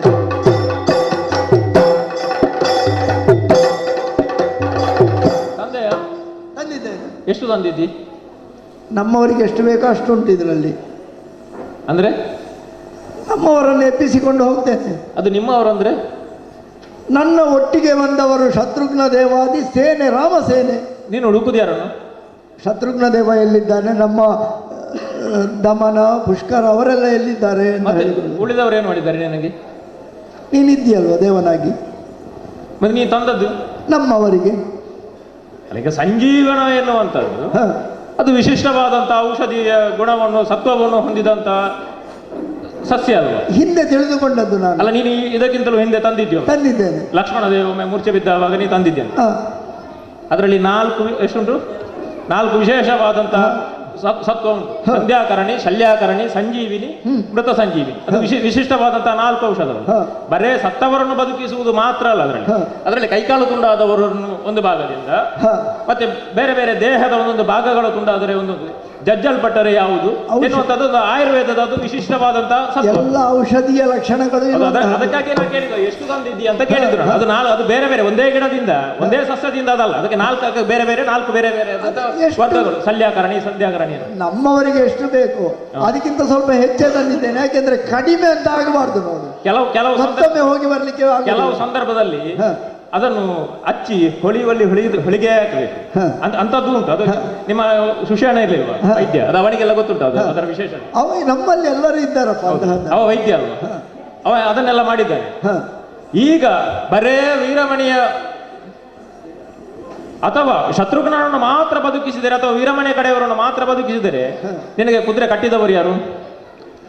ಕುದುರೆ ಕಟ್ಟಿದವ ವೀರಮಣಿ ಬಿದ್ದಿದ್ದಾನಲ್ವ, ಅವನ ಮಕ್ಕಳು ಬಿದ್ದಿದ್ದಾರೆ. ಈಗ ನೀನು ಇವರನ್ನು ಬದುಕಿಸಿ ಹಿಡ್ಕೊಂಡು ಹೋದರೆ ಆಗುತ್ತದ? ಕುದುರೆ ಹಿಡ್ಕೊಂಡು ಹೋಗ್ತೀಯ ನೀನು? ಈಗ ಬೆಂಗವಲಾಗಿ ಇಷ್ಟೊತ್ತು ನೀನಿದ್ದವ, ಕುದುರೆಯನ್ನು ಬಿಡಿಸುವುದು, ನಿಮಗೊಂದು ದೊಡ್ಡ ನಮಸ್ಕಾರ ಮಾಡೋದು, ನಾವು ಹೋಗುದು, ಮತ್ತೇನುಂಟು? ಅದು ಯಾವ ಕ್ರಮದಲ್ಲಿ? ನಮಗೆ ಯಾರಾದ್ರೇನು, ನಮ್ಮ ಕುದುರೆ ಸಿಕ್ಕಿದ್ದು. ಅದೇ ನಾ ಹೇಳಿದ್ದು, ಉಳಿದ ಅಳಿದ ಊರಿಗೆ ಉಳಿದ ಒಬ್ಬ ರಾಜ. ನೀನು ಕಲಿತದ್ದು ಹೆಚ್ಚಾಯಿತು. ಕುದುರೆ ಕಟ್ಟಿದವರೇ ಕುದುರೆಯನ್ನು ಬಿಡಿಸಿಕೊಡಬೇಕು. ಏಕೆ? ಅದು ಅದರ ಕ್ರಮ. ಈಗ ಬಂಧಿಸಿದ ಹಯ ಯಾರುಂಟು? ಇಲ್ಲ ಅಂತಂದ್ರೆ ಎಲ್ಲೋ ಲಾಯದಲ್ಲಿ ಕಟ್ಟಿ ಹಾಕಿದಂತ ಕುದುರೆಯನ್ನು ರಾತ್ರಿ ಬಂದು ಬಿಡಿಸಿಕೊಂಡು ಹೋಗುವುದಕ್ಕಾಗುದಿಲ್ವ? ಅದು ಕಟ್ಟಿ ಯುದ್ಧ ಮಾಡುವುದು ಯಾಕೆ? ನೀವು ಎಲ್ಲಿ ಕಟ್ಟಿದ್ರು ನಾವು ಬಿಡಿಸಿಕೊಂಡು ಹೋಗುದೇವೆ ಅಂತಂದ್ರೆ ಎಲ್ಲೋ ಕಟ್ಟಿ ಹಾಕಿದ್ದನ್ನು ಬಿಡಿಸಿಕೊಂಡು ಹೋಗುವುದಕ್ಕಾಗುದಿಲ್ವ? ಹಾಗಾಗುದಿಲ್ಲ. ಅದು ಕುದುರೆಯನ್ನು ಯಾರು ಕಟ್ಟಿದ್ದಾರೋ ಅವರೇ ಕೈ ಎತ್ತಿ ಅದಕ್ಕೆ ಬೇಕಾದಂತಹ ಕಪ್ಪ ಕಾಣಿಕೆಯನ್ನಿತ್ತು ಒಪ್ಪಿಸಿ ಮನ್ನಿಸಿ ಕುದುರೆಯನ್ನು ಕೊಡಬೇಕು. ಈಗ ಹಾಗೆ ಕೊಡಬೇಕು ಅಂತಾದ್ರೆ ವೀರಮಣಿ ಇದ್ದಾನ? ಈಗ ಕುದುರೆಯನ್ನು ಕಟ್ಟಿದವ ಬಿದ್ದು ಹೋದ ನಂತರ ಅಲ್ಲಿಗೆ ಅವನದ್ದು ಮುಗಿಯಿತು. ಕಟ್ಟಿದವ ಇಲ್ಲ ಅಂತ ಆದ ನಂತರ ನಾವು ಕೇಳುವುದೇ? ಕುದುರೆಯನ್ನು ಕೊಂಡೋದಕ್ಕೆ ಆಗುದಿಲ್ಲ. ನಮ್ಮ ಕುದುರೆಯನ್ನು ಕಟ್ಟಿದವರನ್ನು ಕೊಲ್ಲಿಕ್ಕೆ ನಾವು ಸಮರ್ಥರು, ಬಿಡಿಸಿಕೊಳ್ಳಿಕ್ಕೂ ನಾವು ಸಮರ್ಥರು ಅಂತ ಹೇಳಿಕೊಂಡು ಹೊರಡುವುದೇನು? ಆಗುವುದಿಲ್ಲ. ಕುದುರೆಯ ಯಾರಿದ್ದಾರೋ ನಿಮಗೊಂದು ನಮಸ್ಕಾರ ಮಾಡಿ ಹೋದ್ರೆ ಸಾಕು. ಆಗುದಿಲ್ಲ. ಕುದುರೆಯನ್ನು ಕಟ್ಟಿದವ ಯಾರು? ಒಂದು ವೀರಮಣಿ, ಅಲ್ಲದಿದ್ದರೆ ವೀರಮಣಿಯ ಮಕ್ಕಳು. ಈ 3 ಮಂದಿಯಲ್ಲಿ ಯಾರಾದ್ರೂ ಆಗಬೇಕು, ಅವರೇ ಬಿಡಿಸಬೇಕು. ಆದುದರಿಂದ ಪ್ರಸಂಗವನ್ನು ಸುಲಭದಲ್ಲಿ ಮುಗಿಸುವ. ಹೇಗೆ? ಅವರನ್ನು ಎಬ್ಬಿಸು. ಎಲ್ಲರನ್ನು, ವೀರಮಣಿಯ ಕಡೆಯವರನ್ನು, ಶತ್ರುಘ್ನನನ್ನು ಎಲ್ಲರನ್ನು ಎಬ್ಬಿಸು. ಪ್ರಸಂಗ ಸುಲಭದಲ್ಲಿ ಮುಗಿಯುತ್ತದೆ. ಕುದುರೆ ಹಾಗೆ ಮುಗಿಸ್ಲಿಕ್ಕೆ ಆಗುವುದಿಲ್ಲ. ನಾನು ಬಂದದ್ದು ರಾಮನ ಕಡೆಯಿಂದ. ರಾಮ ಏನು ಹೇಳ್ತಾನೆ ಅಷ್ಟನ್ನೇ ನಾನು ಮಾಡುವುದು. ಈಗ ನಿನ್ನವರನ್ನು ಎಬ್ಬಿಸಬೇಕಿದ್ರೆ ರಾಮ ಹೇಳಿದ್ರೆ ಮಾತ್ರ ನನಗೆ ಆಗುವುದು, ಇಲ್ಲದೇ ಇದ್ರೆ ಹಾಗಾದ್ರೆ ನಿನಗೆ ಸಾಧಾರಣದ ತೀರ್ಥ ಆಗುದಿಲ್ಲ. ನಿನಗೆ ತೀರ್ಥ ಅಂತ ಆಗ್ಬೇಕಾದ್ರೆ ಶಂಕದಿಂದಲೇ ಅದು ಅಲ್ಲಿಂದಲೇ ಬರಬೇಕು ನನಗೆ. ಹಾಗಾದ್ರೆ ರಾಮ ನಾನು ಹೇಳಿದರೆ ಕೇಳುವುದಿಲ್ಲ? ಖಂಡಿತ ಇಲ್ಲ. ಈಗ ಉಳಿದವರು ಕರೆದರೆ ಅವರು ಎತ್ತರೆ ಮತ್ತೆ ಪುನಃ ಪ್ರಸಂಗ ಮುಂದುವರಿಯುತ್ತದೆ. ಈಗ ರಾಮನನ್ನು ಕರೆಯುವುದು ಯಾರು? ಯಾರು ಕರೆಯುವುದು? ನಾನು ಕರೆದರೆ ಬಂದಾಣ ರಾಮ? ಏನು ಬಾರದೆ, ನೀನು ದೇವನಾರುವೆ. ನಾನು ಕರೆದರೆ ರಾಮನನ್ನು ಕರೆಯಬೇಕು ಅಂತಂದ್ರೆ ನೀನೇ ಆಗಬೇಕು. ಅಲ್ಲ, ನಾನು ಕರೆದ್ರೆ ಬಂದಾನು ಎನ್ನುವ ವಿಶ್ವಾಸ. ಆದ್ರೆ ನೀನು ದೇವನಾಗಿ ನೀನು ರಾಮನನ್ನು ಹೃದಯದಲ್ಲಿ ಪ್ರತಿಷ್ಠಾಪಿಸಿದವನಲ್ಲ. ಅದು ನನ್ನ ಧನ್ಯತೆ. ನೀನೇ ಕರೆ. ನೀನು ಕರೆದರೆ ರಾಮ ಬಂದ. ಈಗ ನಾನೇ ಕರಿಬೇಕು ಅಂತ ಹೇಳ್ದ ಹಾಗೆ. ಪಾಹಿ ಜಯ ರಾಮ ನಿರಂಜನ ತ್ರಾಹಿ ರಾಮ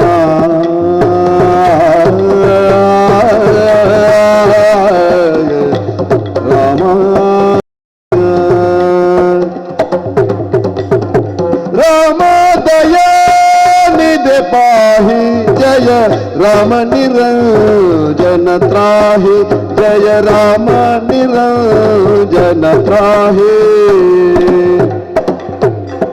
ಕಾಮಿತ ವರ ಫಲದಾಯಕ ಸೀತಾಪತೆ ಕಾಮಿತ ವರ ಫಲದಾಯಕ ಸೀತಾಪತಿ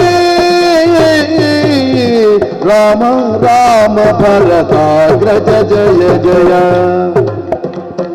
ಕಾಮಿತ ವರ ಫಲದಾಯಕ ಸೀತಾಪತೆ ರಾಮ ರಾಮ ಭರತಾಗ್ರಜ ಜಯ ಜಯ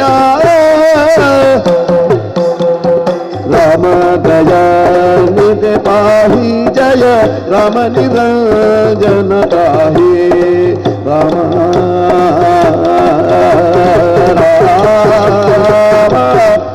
ರಾಮ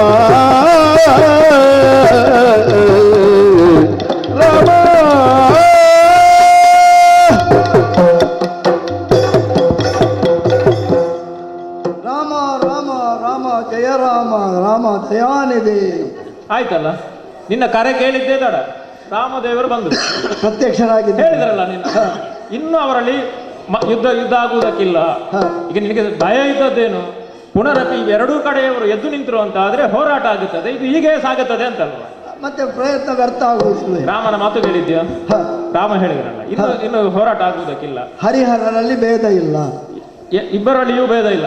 ಮಾತ್ರವಲ್ಲ, ಶತ್ರುಘ್ನನಿಂದ ಪ್ರಯೋಗಿಸಲ್ಪಟ್ಟಂತ ವಿಶಿಷ್ಟವಾದಂತಹ ಅಸ್ತ್ರದಿಂದ ವೀರಮಣಿಯಲ್ಲಿ ಆದಂತಹ ಬದಲಾವಣೆ. ಯೋಗಿನಿ ದತ್ತವಾದಂತಹ ಶಸ್ತ್ರ ಆ ಒಂದು ಘಾತವಾದ ನಂತರ ಅವನಲ್ಲಿ ಎಲ್ಲವೂ ಈಗ ರಾಮನ ಬದಲಾಯಿತು. ವ್ಯಕ್ತಿತ್ವ ಏನು ಎನ್ನುವುದನ್ನು ವೀರಮಣಿಯೇ ಒಪ್ಪಿಕೊಂಡಿದ್ದಾನೆ. ಹ, ಈರ್ವರಿಗೂ ಸಮಾನವಾದಂತಹ ತುಲ್ಯ ಮಿತ್ರತ್ವ ಆಗಿದೆ. ಹ. ಅವರು ಈರ್ವರು ತಮ್ಮದಾದಂತಹ ಅಭಿಪ್ರಾಯವನ್ನು ಏಕಮನಸ್ಸಿನಿಂದ ಒಪ್ಪಿಕೊಂಡಿದ್ದಾರೆ. ರಾಮನು ದೊಡ್ಡವನು, ಈಶ್ವರನು ದೊಡ್ಡವನು. ಹ. ಇದುವರೆಗೆಲ್ಲ ಅಡ್ಡನಾಮ ಹಾಕಿದವರು ದೊಡ್ಡವರು ಅಂತ ಇಲ್ಲಿ ಹೇಳ್ತಾ ಇದ್ರು. ಹ. ಇನ್ನು ಉದ್ದನಾಮ ಹಾಕಿದವರು ಹೌದು ಅಂತ. ಎಲ್ಲ ನಾಮದ ಎಲ್ಲ- ವಿಚಾರದಲ್ಲೇ ಕೆಲವು ಕಡೆ ಅಲ್ಲ ಕಷ್ಟ ಆದದ್ದು ಅದೇ. ಹ.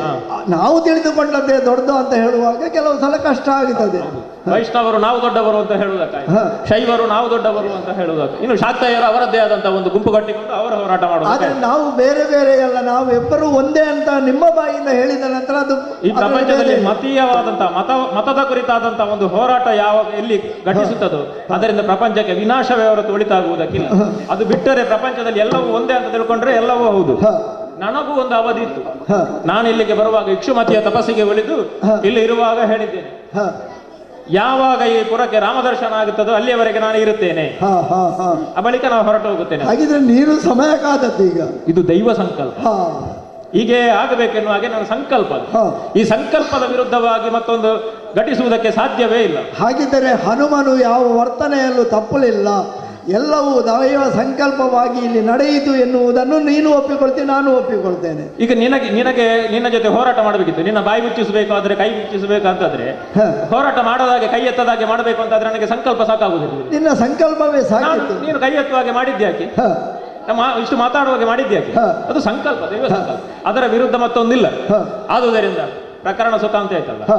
ಇನ್ನು ಇಲ್ಲಿ ಕುದುರೆ ಎಲ್ಲರೂ ಒಪ್ಪಿಕೊಂಡಿದ್ದಾರೆ, ಎಲ್ಲರೂ ಇಬ್ಬರನ್ನು ಹಾಡಿ ಹೊಗಳಿದ್ದಾರೆ, ಮಂಗಳ ಹಾಡುತ್ತಾ ಇದ್ದಾರೆ. ಹೌದಾ? ಹ, ರಾಮನು ಇದ್ದು ಎಲ್ಲರೂ ಒಟ್ಟಂದದಲ್ಲಿದ್ದು ನನಗೆ ಕೈಲಾಸಕ್ಕೆ ಹೋಗುವುದಕ್ಕೆ ಸಮಯ, ಹ. ನಿನಗೆ ಕುದುರೆಯನ್ನು ಹಿಡ್ಕೊಂಡು ಮುಂದೆ ಮುಂದುವರಿಯುವುದಕ್ಕೆ ಒಂದು ಅವಕಾಶ. ಹೌದಾ? ಹಾಗಿದ್ದರೆ ಎಲ್ಲವೂ ಸುಖಾಂತ್ಯವಂತ ಆದ ಮೇಲೆ ಈ ಶಿವನ ಭಕ್ತನಾಗಿದ್ದಂತಹ ವೀರಮಣಿ ಯಾವಾಗ ರಾಮ ಭಕ್ತನಾದ ಎಲ್ಲಕ್ಕೂ ಲೋಕಕ್ಕೆ ಮಂಗಳವಾಗುತ್ತದೆ ಎನ್ನುವುದು ಇಲ್ಲಿಗೆ ವೇದಾಂತ್ಯವಾಯಿತು. ರಾಮನ ದರ್ಶನದಿಂದ ಈ ಜ್ಯೋತಿರ್ಮಯದ ಪುರವೂ ಪಾವನವಾಯಿತು.